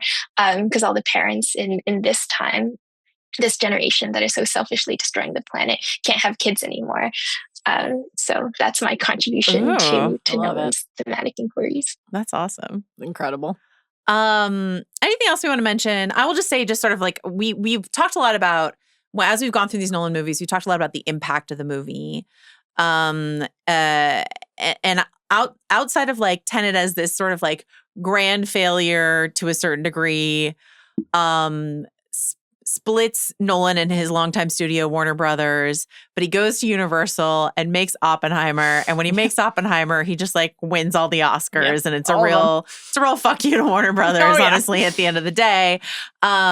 But to your point, Rebecca, in this sort of blank check way, he can do a huge swing and a miss on Tenet, and they get all the resources in the world to make Oppenheimer, and somehow, along with Barbie, get everyone out into the theaters to see, of all things, Oppenheimer, and then get to make the Odyssey, a movie that we could not possibly be more excited for. 12 out of 10 excitement levels. So incredible work from Nolan. Anything else you want to say in a big picture way? We've mentioned the sound in the Ludwig Göransson score, which is incredibly, this is a swing away from Hans Zimmer. Right. He brings in Ludwig Göransson, who is astonishing and incredible. Anything else you want to say, Rebecca, in a big picture way about Tenet before we get to our categories? We did it. Mallory, you ready? Yeah, I think we did it. Ready. All right, let's go to our Tenet top 13. As is the case with all the Nolan movies, we've got categories that all have little Nolan quotes from various movies at the front of them. This is an idea I had over a year ago, and do I have regrets about it? Who's to say? But here we are. So the first category is, why so serious? Funniest line or moment from the film. Rebecca, what do you think? It's gotta be, I ordered my hot sauce an hour ago. That's a great one. Yeah. Really good. I love that one. What's yours, Mallory? Okay, mine is, you want to crash a plane? Yeah. Well, not from the air. Don't be so dramatic. And then building toward, well, I'll make a plane. All right, well, that is a little dramatic. It's great shit. It's very, don't be afraid to dream a little bit bigger, darling. Very so Tom Hardy and Inception in that moment. So well, not from the air. Don't be so dramatic. Really good. Really there good. are, I think this is a funny movie. There are good Don't little let it get cold. moments. Yeah, when the protagonist is taking the deep breaths to prep for the gas coming into the room, and Neil looks to Claus and he's like, yoga? Like, that's hysterical. You know, the suit conversation that Rebecca, you already alluded to, that whole exchange between Sir Michael and the protagonist is like really amusing. Save the world, then we'll balance the books, you know. Well, British don't have a monopoly on snobbery, you know. Well, not a monopoly, more of a controlling interest. Like, that's wonderful. It's great. I also really love when Sater says, but we do live in a Twilight world, and the protagonist says, is that Whitman? Pretty great. Excellent. All right. Speaking of, you mustn't be afraid to dream a little bigger, darling. Sickest set piece. Rebecca, what do you have for this?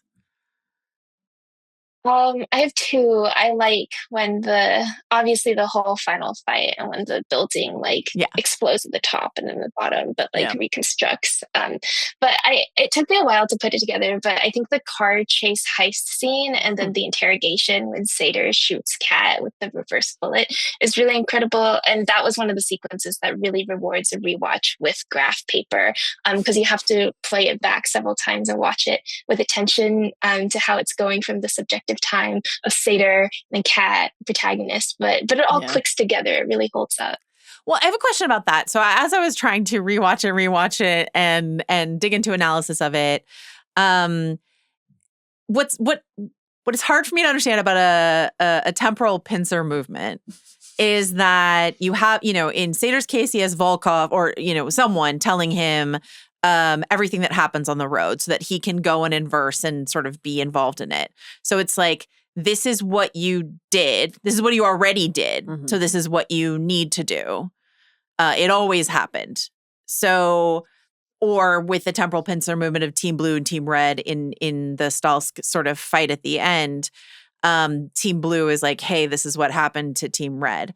But like, how closely do you need to like, do you just get a sort of like, hey, you showed up driving this particular car backwards on the road? And is it just sort of like you as a person are like, okay, well, whatever I would do in that moment is what I'm going to do? Or are his men like, and then he threw you the orange case, but you glanced to the right and saw what was happening in the south? You know, like how detailed and then how prescriptive are the instructions on a temporal pincer movement? That's where my brain starts to boil, especially if you go to the car chase.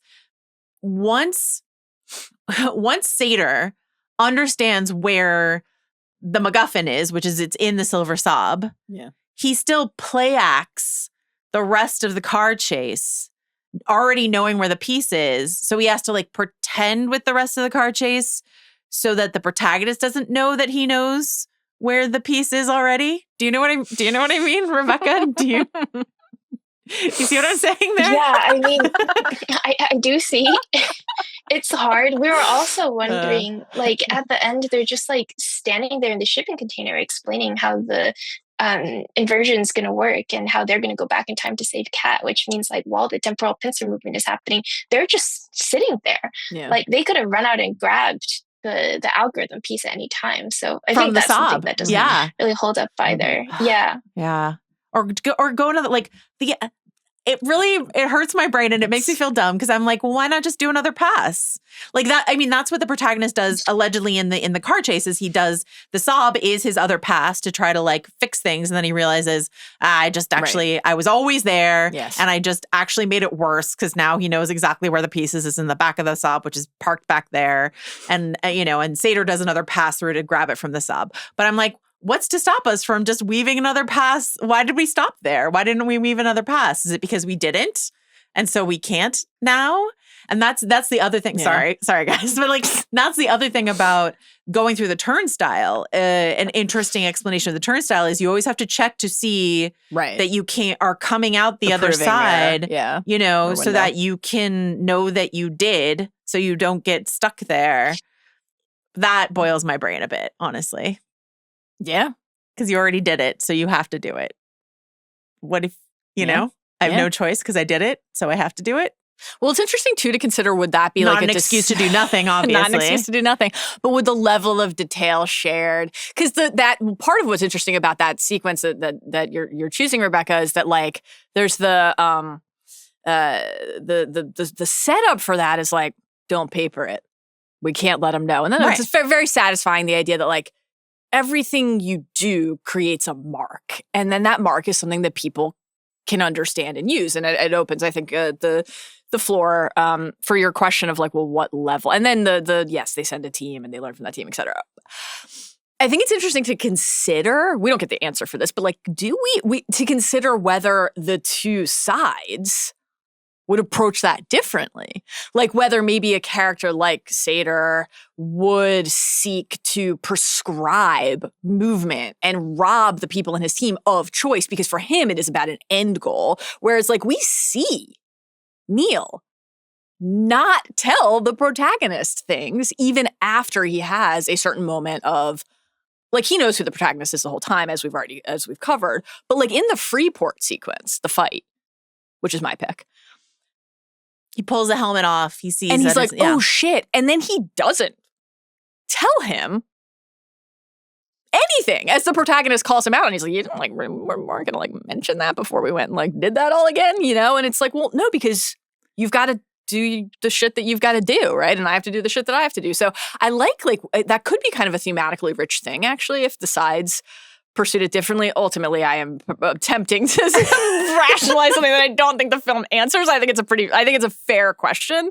Yeah, I don't know. My sickest set piece is the same as Rebecca's. Well, one of Rebecca's, which is the exploding bottom of, like, the fact that Wheeler and Ives, Fiona Dourif and Aaron Taylor Johnson, part of the red team, blue team gambit, part of this pincer movement, is to create such a spectacle that everyone will be distracted. And so agreeing to both blow up the building at the bottom and at the top, and the way in which the filmmakers made several different models of this building and blew it up at the bottom and blew it up at the top and then composited together and then made a bigger version of it so that people could run past it. And it all looks, like Inception, the most sort of like Escher-esque mind-bending puzzle. That's definitely my favorite sort of visual.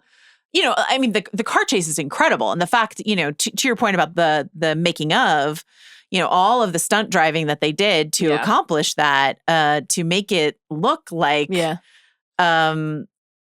something is defying physics. And, like even small details, like the way the trash sort of like reverse comes out of the wheels of the car, but because they told you that the car is driving reversing, so they had to like sort of either CGI add or like pull trash out of it to make, like it's quite intricate. It rewards as many watches as Rebecca and her husband and all of their friends have done from their couches, and it's astounding. The reason I am going with the Freeport fight, less for me about the plane crash part of it, though obviously that when we go back and do it again, the way that creates the opportunity to enter and stuff is a satisfying aspect of the story stitching together. That the ambulance was always there. Exactly. The ambulance was always there. You could see in like one of the shots that they're like, as they're exiting, they're running in and stuff like that's very fun. In terms of just the craft of the movie and the commitment to the way the movie was going to be made, this is like Pantheon Nolan stuff, I think. I believe that he has said that there is only, if you map it, one shot that they reused when you rewatch the fight the second time. Right.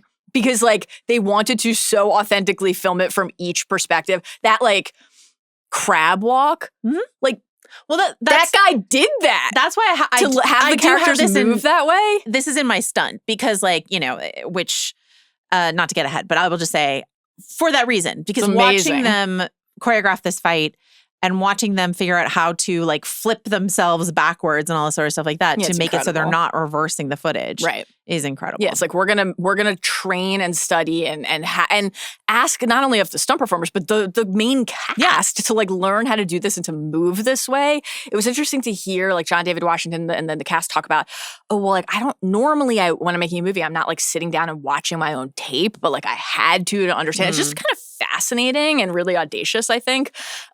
And, I like it has a very compelling setup when we're walking in the split room and like the bullets in the glass in a way that's actually a little bit of the opposite to me. I still don't understand. I still don't understand reverse bullets. I try all the time. And sometimes my brain like in order to onto pick it up, you have to have dropped it. So turn your hand like you've chopped it. But like they walk into that room, they see the bullet holes, and it's like shit is about to go down. I love that. It makes my heart race in a great, fun way. During the car chase sequence, I see the cracked side mirror, and I'm like annoyed that the characters don't, you know? So it has a little bit of the opposite effect for me, but I think there's just something in that hallway fight that's like, it's just kind of like rapturously balletic to me and its choreography. So I love that. None of us picked the opera house heist, which is interesting. I mean, it looks very cool. Anything? The opera scene is so confusing. Yes, Rebecca. We got her. The other part of the movie, but I'm like, I do not understand what was happening in the opera house. Yes. I still don't really understand what that like random guy that they were rescuing, like what his deal was. That he had I tried so many times. That he had the piece. Yeah. Unfortunately, it is the opening to the movie. And I would posit that that's not ideal. It just does kind of put you in almost like a I'll speak for myself.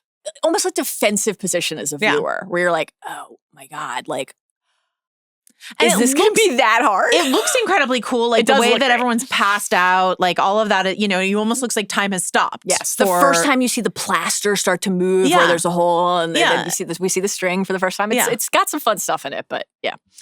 All right. Swear to me. This movie is rated PG-13, which means it could have exactly one F-bomb. Where would you put it, Rebecca? I think when Kat shoots Satyr and he's springing at her, I think he's already trying to say fuck. He's like, ah. So I think that's where I'd put the caption.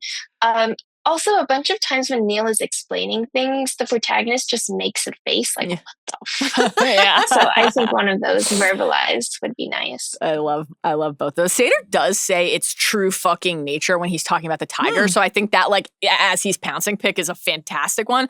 I'm also going with Satyr. Let's just spend a moment talking about the fact that this is a scene in this movie. As the kids say, bracket, complimentary. So this is great. We're going to take you there. I'm not going to attempt the accent because I'm not as brave as you. We're going to take you there. Cut your throat. Not across, in the middle like a hole. Then we take your balls and we stuff them in the cut, block the windpipe. We could have picked this for funniest moment. The protagonist replies, complex, which is genuinely hysterical. It's very gratifying to watch a man you don't like try to pull his own balls out of his throat before he chokes. Here's the edit. We're going to take you there. Cut your fucking throat. Not across. In the fucking middle, like a fucking hole. Then we take your fucking balls and we stuff them in the cut, block the fucking windpipe. Complex. It's very gratifying to watch a man you fucking don't like try to pull his own fucking balls out of his own fucking throat before he chokes. It just would have been, why not?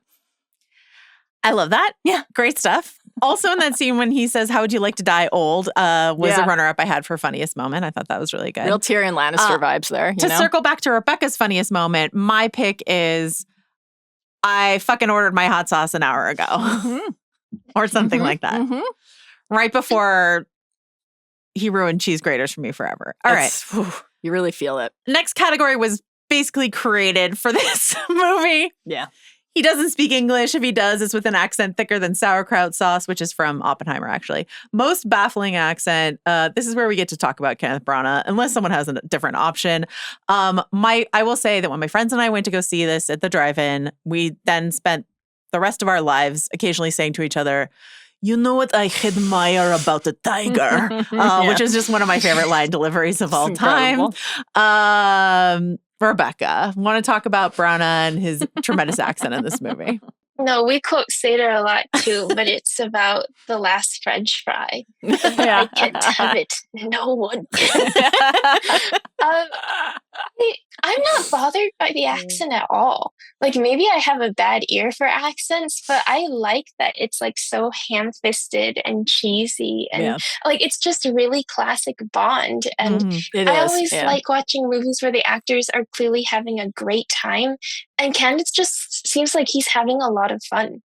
So I'm all for it. I have come around on Branagh in this movie. I hated it at first, and now I'm sort of like with it. Where are you, Mallory? I'll save that answer to that for another category. Okay. But I also do kind of like the accent choice because it is so batshit bonkers that it weirdly like works for me. Yeah. But it's definitely the pick. You know what I admire about the tiger.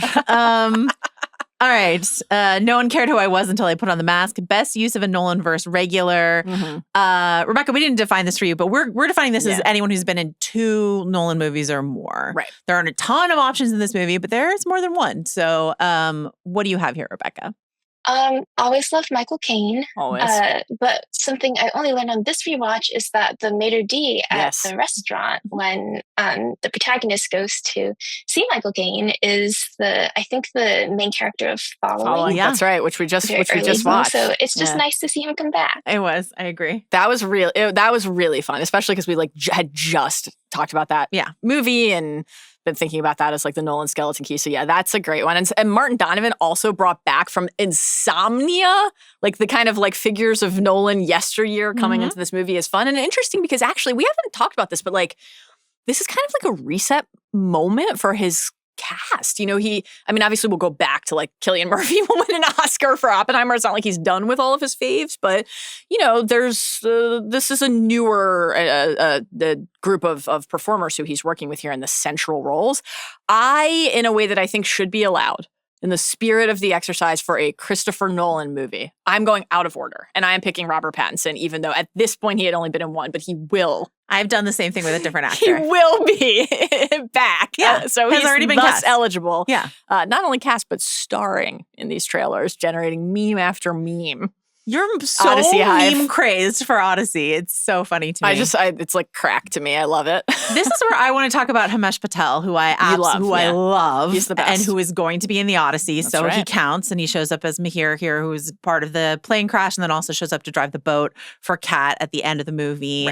Right. We are huge Station 11 fans. Yes. We love him so much. I think he's so fun and funny in this movie. The way that he calls the guy over to sort of like check on the vegan meals and he's just sort of like, I don't know, just like real casual chloroforming of this guy.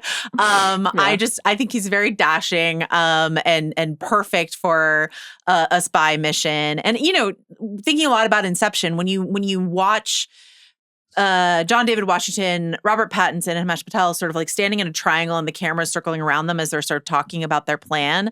That's very like, let's put a team together Inception to me. Yeah. And Himesh Patel would like have folded in so well to an Inception. And I'm just like excited to see what more Nolan wants to do. Like I would love for him to be like Cillian Murphy, like Matt Damon, one of those guys he uses in the background until he crafts a whole movie for them. But Himesh Patel deserves it. So I would love to see that. That's my choice. Great one.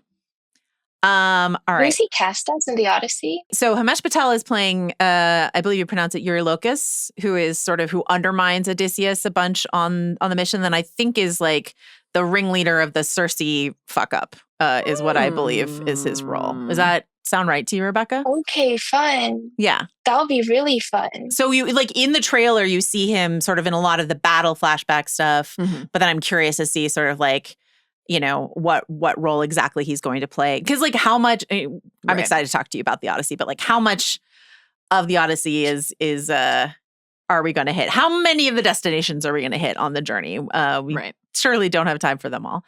All right. Why do we fall, sir? So that we can pick ourselves back up. Best stunt, I already said mine. Rebecca, what is yours? I originally picked that building being blown up in reverse. But also this time I was thinking a lot about Kat's dive. During that whole final confrontation with Sadar on the yacht, I just kept thinking the floor must be so slippery. I really hope she doesn't slip. And when she's like dragging him off the boat, I'm like, that's a lot of momentum. I hope she doesn't slip with him. So I think diving from that height and not hitting anything on the boat and like the sheer grace with which it's got to be a stunt woman. I don't know if Elizabeth Debicki could dive like that, but I thought it was just such a gorgeous, clean line of motion. That's a great pick. That would be sick if Debicki was like, I did that. And that was my foot that reached across the entire length of the car to touch the steering wheel. Because I look at me. I can do it all. That would be amazing. God. I love how tall she is. It's very important to me. She rules. Mallory? Oh, boy. So as is often the case, we hit a lot of stunt contenders in the set piece category. What haven't we talked about? Because like my pick was going to be the backwards car flip in the Tallinn car chase, the Saab. But we've talked about that stretch enough. We also talked about the cheese grater, which I do think there's something about that kitchen fight that's just like, it's just dudes punching each other. Like, it's a very grounded fight, but it is very useful in establishing how capable the protagonist is going to be throughout the rest of the film. Okay, you know what? I'm going to go with the bungee jump, the entrance to Sing Tower, because I think this is like a small but clever way to really show us how all in Nolan is on the bit, right? Like the idea that before we jump down, we're going to jump up. Yeah. This isn't actually a moment where we're moving backwards or our characters are inverted. But we're playing with that even still. My favorite part of that is when the protagonist jumps off and you just see Neil, like, as he's, like, getting ready to jump, Neil just, like, passes him in the background blurry. It's really good. Yeah. The bunching up. Very cool. Very cool. All right. Rebecca loves the dead wives. You're waiting on a train that will take you far away. Best dead wife / woman moment.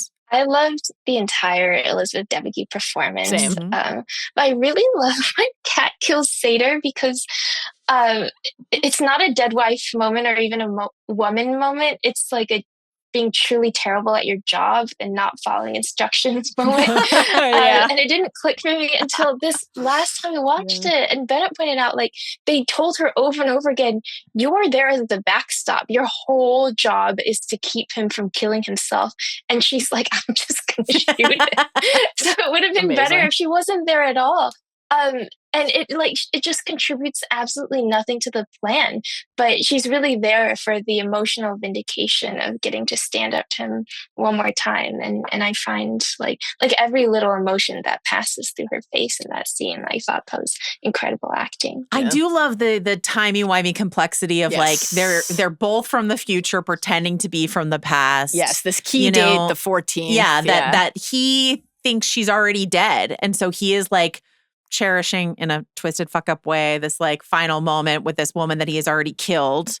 And then she's like, you're about to die, motherfucker. And I will, and her whole performance, as you say, like pretending to be enamored or the way she ducks his gaze and stuff like that. I will say our listener Leah wrote in praise of this performance to say, Tenet allows Elizabeth Debicki to be tall. She drove that car with her foot. Yeah, there you go. Plus the way Kat realizes that she was the anonymous woman she's been jealous of was not her husband's mistress and actually her after killing her husband.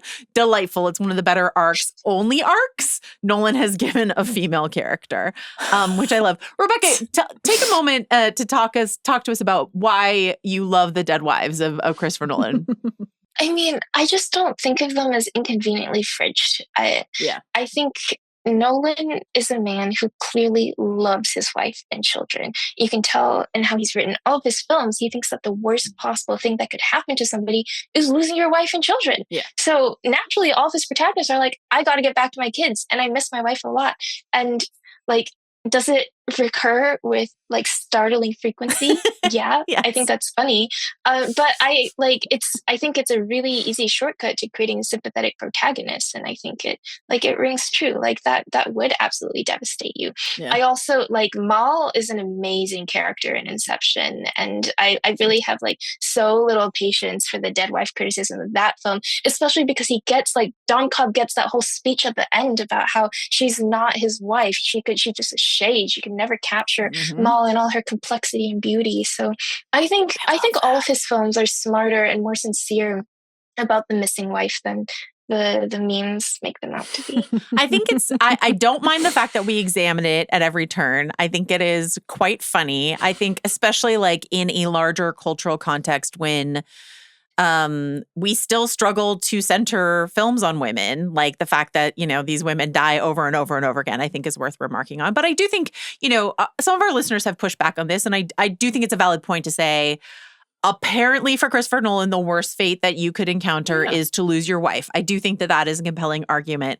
I still think it's hilarious and not always in a way that I love that he keeps doing this. Mallory, what's your pick here? I also think that the Kat character is great and very welcome, and I think the Debicki performance is fantastic. I mean, she's always great, no surprise, but she's dynamite in this movie. I love the idea that we have kind of subbed the dead wife for the hostage wife. There's there's something there still happening, but it works quite well because it actually allows her to, you talked beautifully about the dive, Rebecca, and like I love, we've hit it a couple times. Like I just love, and we know, like I feel like, on first watch, you know that that's going to be revealed to be her, but it doesn't make it any less impactful because it's not really truly about the plot reveal. It's about her coming to understand that she did this thing and now can do things, right? So like the idea that you feel completely trapped in your own life and this is quite fitting in the larger conversation we're having about free will, right? And agency. It's like Seder is going to die.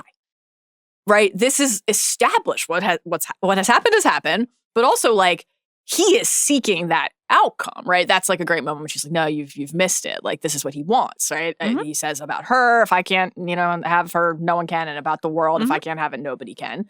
And so she is not at any point deluding herself into thinking she is ending something that he was not already ending. But it's about doing it on her terms, right? She says to him, it's very satisfying, like, I'm not going to let you think that you took us with you.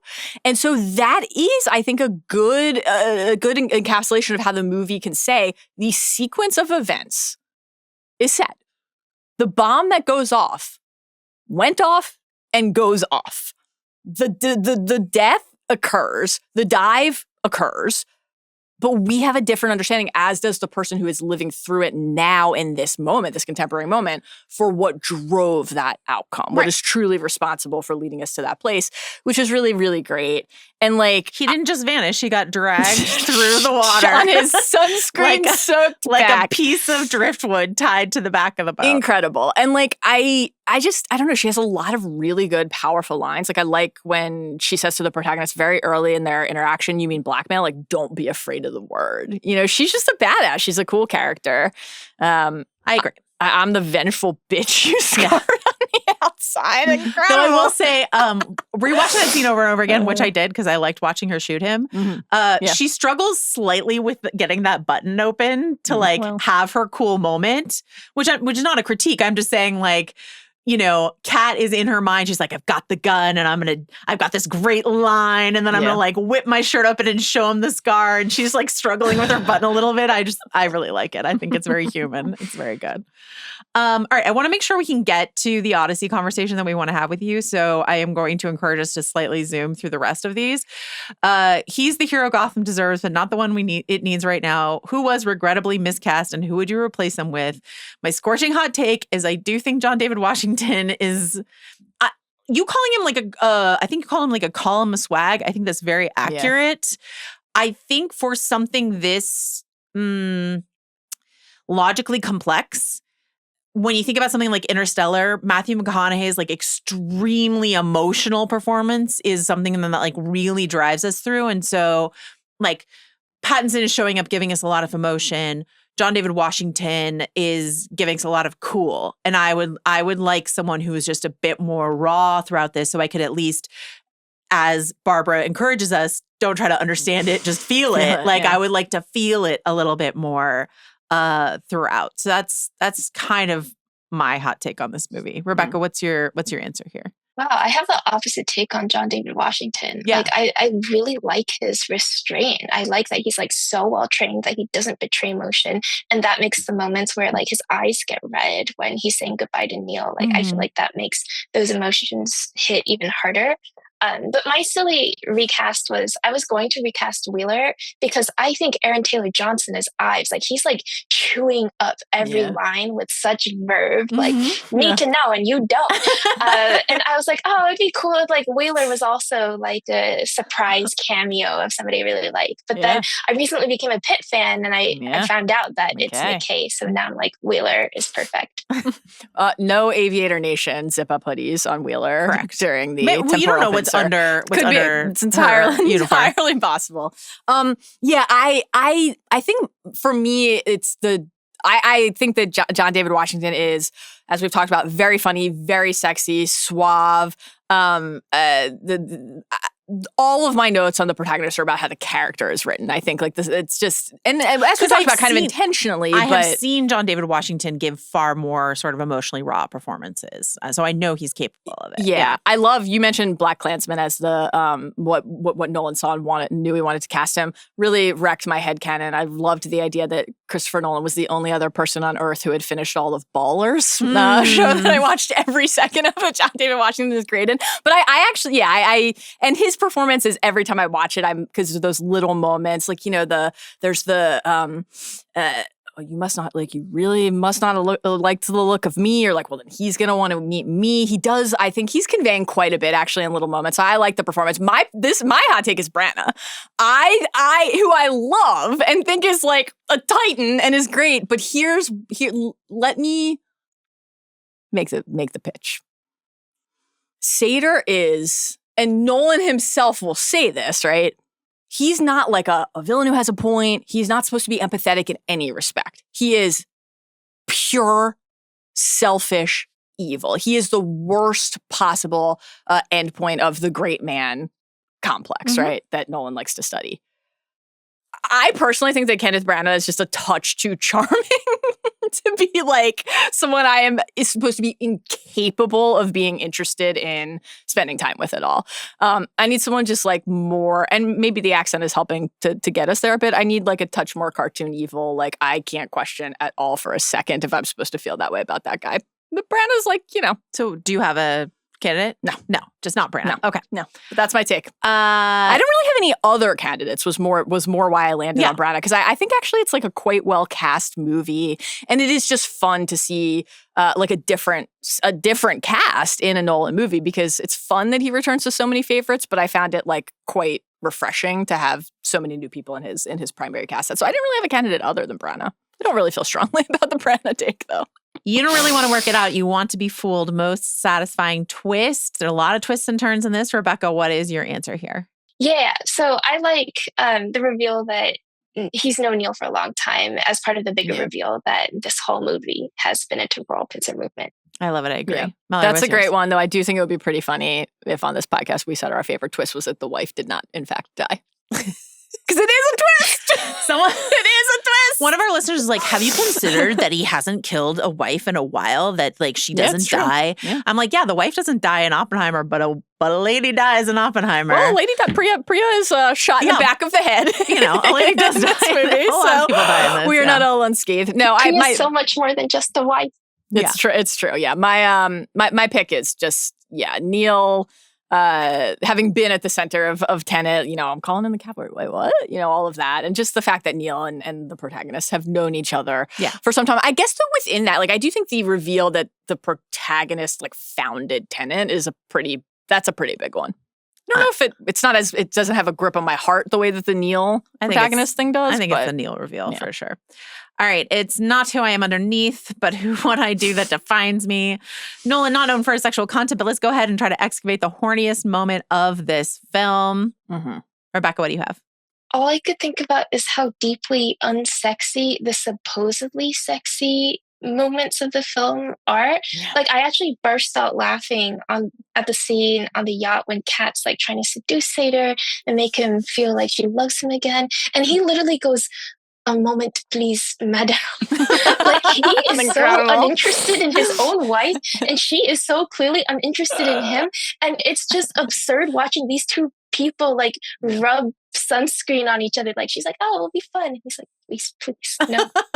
Incredible. I have a kind of related pick. It also involves their marriage. After the car flip, inverted Sator says to inverted protagonist, "You did get my pulse above 130. No one's done that before. Not even my wife." Yeah. Tough.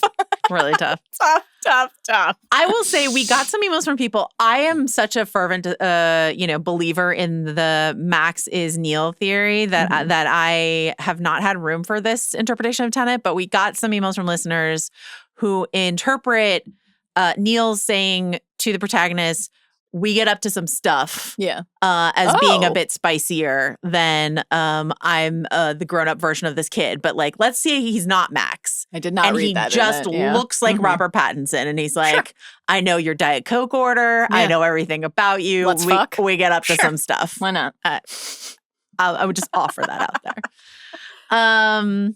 But again, I'm a believer in the Max is Neil theory. Okay, you think darkness is your ally, but you merely adopted the dark. No. I was born in it. Do it in the Bane voice. There we go. Go full Bane, God damn it. Most devastating moment. This is also Neil for me. Rebecca, what is your answer here? Also Neil, definitely when he turns around and you see the charm on his backpack. And I think there's something like really sweetly tragic and nostalgic about Robert Pattinson's performance during the whole movie, because I see him wearing the expression that Michael Scott wears on his last day in the office when he knows it's his last day, but nobody else does. So he's just like being so tender to everybody. So in that scene where he's like getting the protagonist a Coke and he's like, I prefer soda water. And he's like, no, you don't.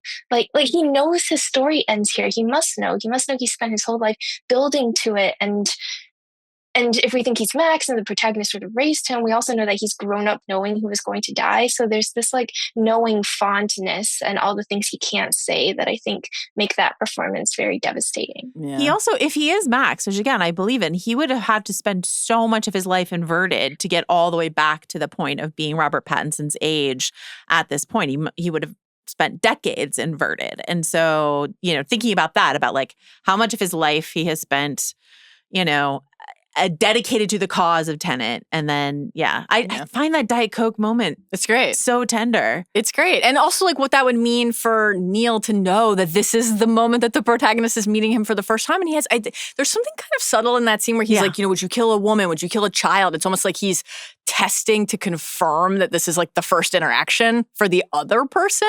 I really like that. And I agree. That is one of the more satisfying on the like human emotional level aspects of rewatching it, is like all those little looks in the moments. Yeah. Where, again, like thinking about the Doctor and River Song inside of Doctor Who, when he meets her for the first time and she's devastated that he doesn't recognize her. And so I kind of lay that onto Neil, where it's just sort of like, whether or not he knows this is the first time they're meeting or not, but there's just that sort of like, you don't know me. Yeah.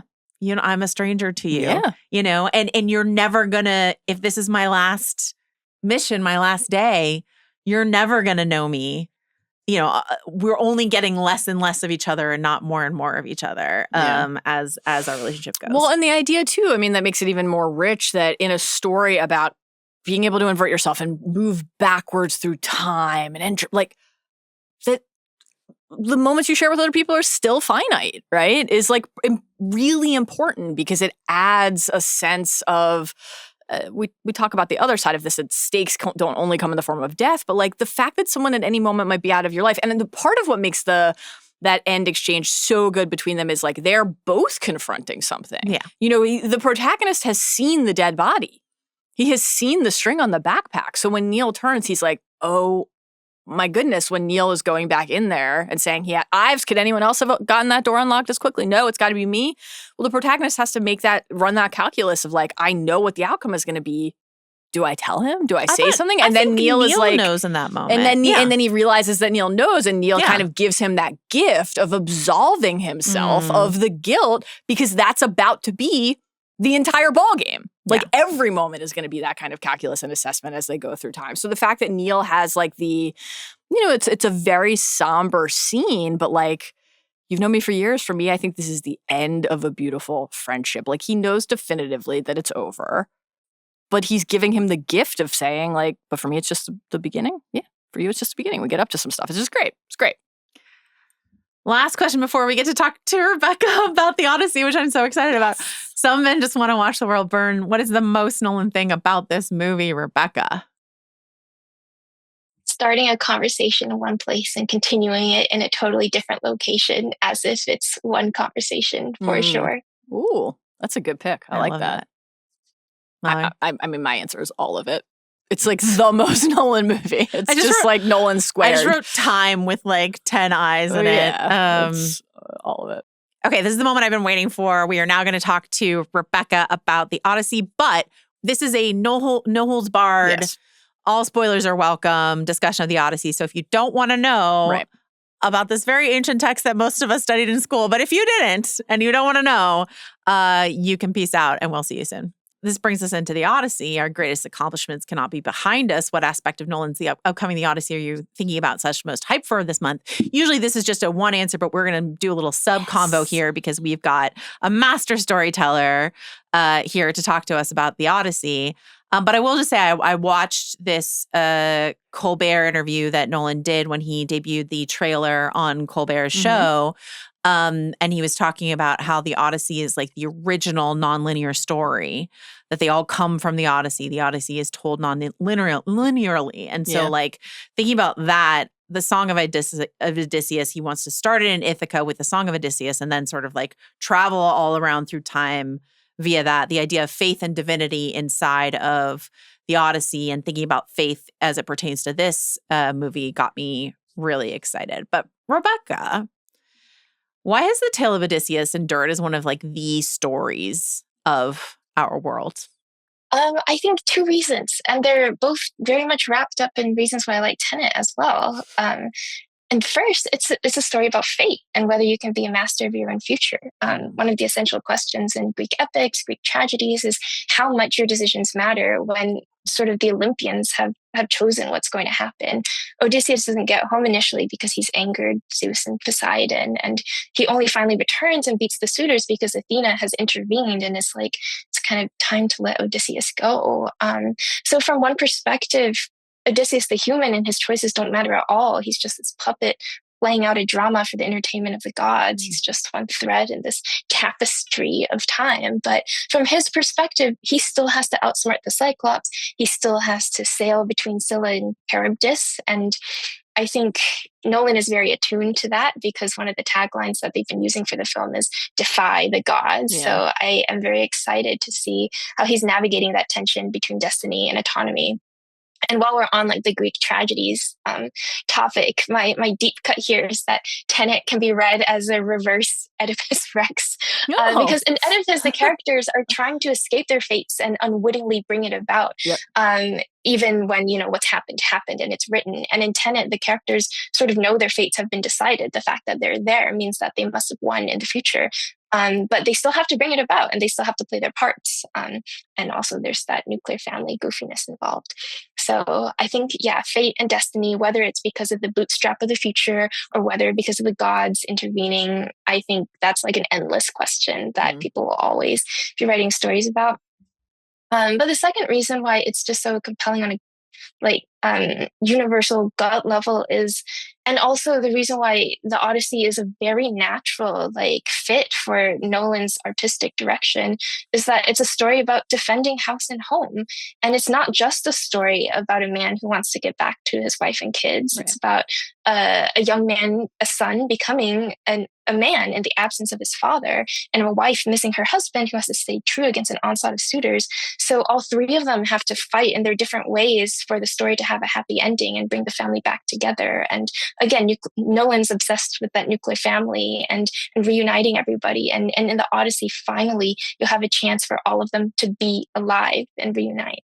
I love that. God, bring on July 17th. Let's go. Excited. Rebecca, what do you think people get wrong about the Odyssey? I think there's a lot that we could say just based on the memes swirling around. Yeah. But I think just a technical thing that I'm excited to see how Nolan approaches is the timeline aspect. And also where the action really is, because I think people who haven't read the Odyssey are like, oh, it's all about the journey. It's about Odysseus beating all these monsters to get home. But that's not the focus of the poem, just on the pure percentages level. The Odyssey doesn't even start with Odysseus. It starts with Telemachus and Penelope at home, sort of dealing with all these horrible suitors who are eating all their livestock and threatening them. And the first 4 books are about Telemachus setting out from Ithaca to Sparta to seek news of its dad. And then we don't even get to Odysseus until book 5, when he's been stuck for years on Calypso's island. And then even then, most of the story of the Odyssey has already happened. And we get told about the Cyclops and Circe and Scylla and Charybdis as a flashback told to Alcinous, who's the father of Nausicaa, who Odysseus is sheltering with until he moves on on. And then pretty quickly after he's told that flashback, he sets off for Ithaca, and then he gets home. And so that journey part, that's the flashback, is only books 5 through 13, which only gets you halfway through the epic. And the majority of the poem is about Odysseus skulking around back home in Ithaca in disguise, like spying on the suitors and making plans with Telemachus and seeing if anybody else recognizes him.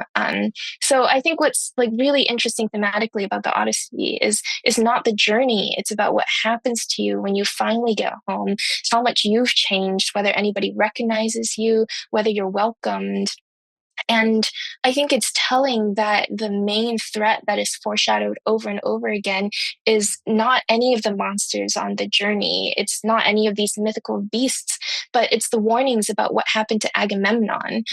Because the wife character, Penelope, is contrasted with Helen of Troy, the wife of Menelaus, and Clytemnestra, the wife of Agamemnon. Agamemnon gets home first.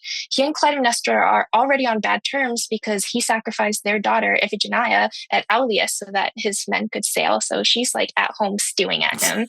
And she takes a lover, Aegisthus. So Agamemnon gets home from Troy finally.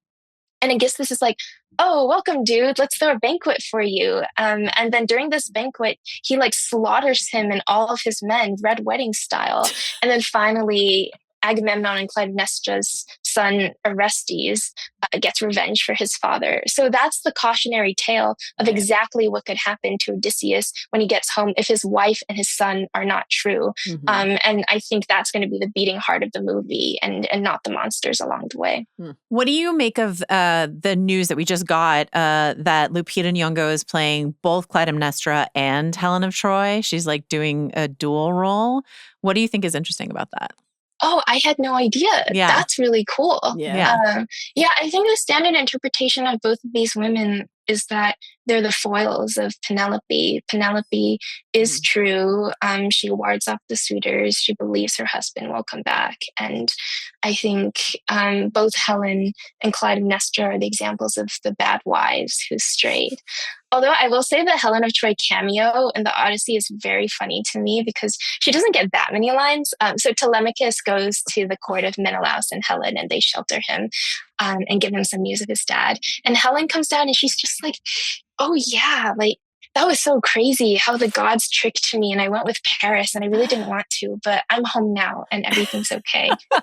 Incredible. So Benny Safdie is playing Agamemnon, and John quite a helmet. Yeah, and John Bernthal is playing Menelaus. So that is all very Bernthal exciting. Hive Rise, always. Yeah. Anything? You've already sort of like pushed back on the dead wife trope, but you sent us an email a little while ago letting us know that you got into a fight at a pub about sort of Chris Nolan, dead wives, and the Odyssey, and I've never been more jealous of a conversation in my life. Like, can we go find a pub and have an argument about Nolan and dead wives and the Odyssey? So, Rebecca, what are you hearing? What's the word on the street about the Odyssey that you're like, hey man, that's not what we're gonna see? What do you think? It was a friendly argument, but I was shouting across the table at a pub because I think there was somebody who wanted to perform the classic Nolan hater line, which I think is just an easy like social identity to adopt if you're just lightly dipping your toes in the discursive waters. And he was like, oh, Nolan hates women, and his Odyssey is just going to have Circe and Calypso and Athena like slinking around and being in love with him and being obsessed with him and dying for him. And I was like, first of all, that's not what Nolan women do, because they're typically more busy being dead. But they're also typically not sex objects. Like desire for women is rarely ever driving the plot in a Nolan film. Even in Tenet, where Kenneth Branagh, like he's very good at acting satyrs' motivations in other contexts, I think, but I think he just can't perform any horniness for Kat. And like the women's roles in the Odyssey are going to be restricted. It's a tale about like heroic ancient Greece. I think Penelope is a fascinating character. Like she is a wife waiting at home. her avenues for resistance and her axes of freedom of what she can do about it are like so socially constricted. But she survives and she is true, and she welcomes Odysseus back. And there's a fantastic Emily Wilson essay about the women in the Odyssey where she talks about Penelope performing that role, and also like the female goddesses who get to enact all the fantasies of freedom and power, like Athena doing whatever she wants and really driving the action in a way that the human women don't. So I'm extremely excited for the women of the Odyssey. Yeah, I think the like Charlize Theron, Samantha Morton as Circe has me very excited because I love a witch, but I love Samantha Morton. So that is going to be like really exciting for me. Charlize, I think, is playing Nausicaa, I believe. And Zendaya is Athena. Like, if you want to pick like a woman who is not going to, I mean, other than the time she got thrown off a roof in Spider-Man, but like is not going to really appear like weak or damseled, you're going to pick Zendaya to play Athena. That's very exciting to me. I'm really, really thrilled. Is there a particular visual from the story that excites you to see executed? Can I just say really quickly, I need to like, haven't done my reread of the Odyssey, so my memory is not perfect, obviously, but when Nolan was on Colbert and Colbert was asking him about Scylla and Charybdis, he's like, which one's this and which one's this? Yeah. And Nolan's like, this is Scylla and this is Charybdis. And I'm like, no, it's the opposite. And I felt for the only time in my life smarter than Christopher Nolan because he got one detail wrong about this massive epic that he has dedicated his life to making. That's the only time I'll ever feel smarter than Christopher Nolan. Is there a particular visual from the story, Rebecca, that you're most excited to see? Yeah, I think like all the action pieces, especially the Cyclops and Odysseus, like going hog wild, slaughtering all the suitors, and like the siege of Troy. I think we have good evidence from the trailers that we'll see all of this, and that will be amazing. But the part I'm most excited for is from Book 11 of the Odyssey, when he voyages on Circe's advice to the land of Hades to seek counsel from this prophet, Tiresias. And I think we've seen hints. I think we see, is it Elliot Page playing Achilles? Yeah. I think we see Achilles like rising out of the ground as a spirit. So I'm pretty confident that would be in the film. It's unclear who Elliot Page is playing, but playing a dead soldier. So I think you're right. No matter if it's Achilles or someone else, a dead soldier from the war. So I think that's right, that we are going to go to the land of the dead at some point. Yeah. Or Elfinor, possibly. But I think that would be very cool.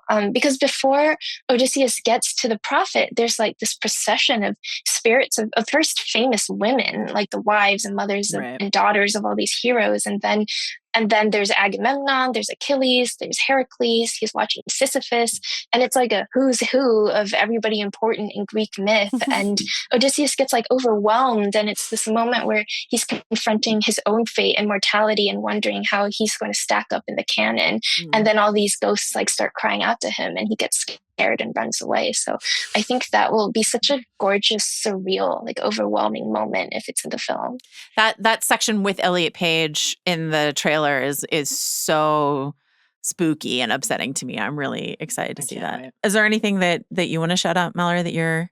I mean, I'm just excited for all of it. Yeah. I can't wait. This is like, what a time to be a Nolan fan. This is great. I am excited, really excited for Pattinson. The concept of the Trojan horse being like submerged and all of the soldiers hidden therein, like the water's rising and they're not sure that they're going to be able to like pull the horse out of the water before they drown, which is a concept that like Nolan came up, like originally wanted to do if he was going to make Troy a million years ago. And so he's executing here. It's also like we talked about this when we did Dunkirk, but like he like did that in Dunkirk. Yes, like they're even in the shot in the trailer and inside of the Trojan horse. They're like, it's like, that's in Dunkirk. Yeah, and you're like, where's Harry Styles? Yeah, it's great. But yeah, I'm really excited about that. We did get an email today. Someone was like, is the Trojan horse not a puppet? And I say, no, the Trojan horse is not a puppet. No. It's not articulated. I don't think it's a puppet. I love a puppet. I love the Trojan horse, but I don't. War Horse. The stage show War Horse is about horse puppets, but not the Trojan horse. Rebecca, anything else? This is been so treat. fun to hear you talk about the Odyssey. I can't even tell you. I feel like we are so fucking lucky. Is there anything else about the Odyssey that you want to make sure that you touch upon before we go? I would like to predict a twist, or not so much a twist, so much as like a thematic shift. Tell us. I think whatever the climactic fight is, it's probably going to be at home with all the suitors. I think the focus will not be on Odysseus anymore. I think Telemachus will strike the final blow, and the movie will end up being about him becoming a man.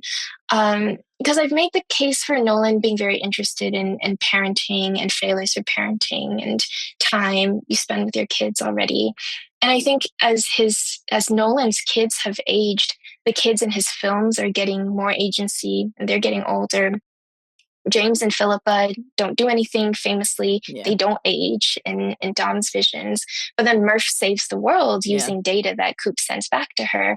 And then for much of Tenet, Max or Neil is the mentor of the protagonist. And then they only swap roles at the end. So he gets to be like the dad and the best friend. So I really don't think it's accidental now that Nolan's getting older, his kids are getting older, that he's chosen a text that opens with the sun and is really like as a frame story actually about Telemachus's manhood and not Odysseus's coming home. So I think Tom Holland, like whatever happens, like it's going to be Tom Holland striking the final blow. Yeah, I like that. And I think that, you never know when a movie is going into production, into development, casting is beginning, and you're hearing whispers, this person's going to be in the movie, you never really know like how real anything you hear is.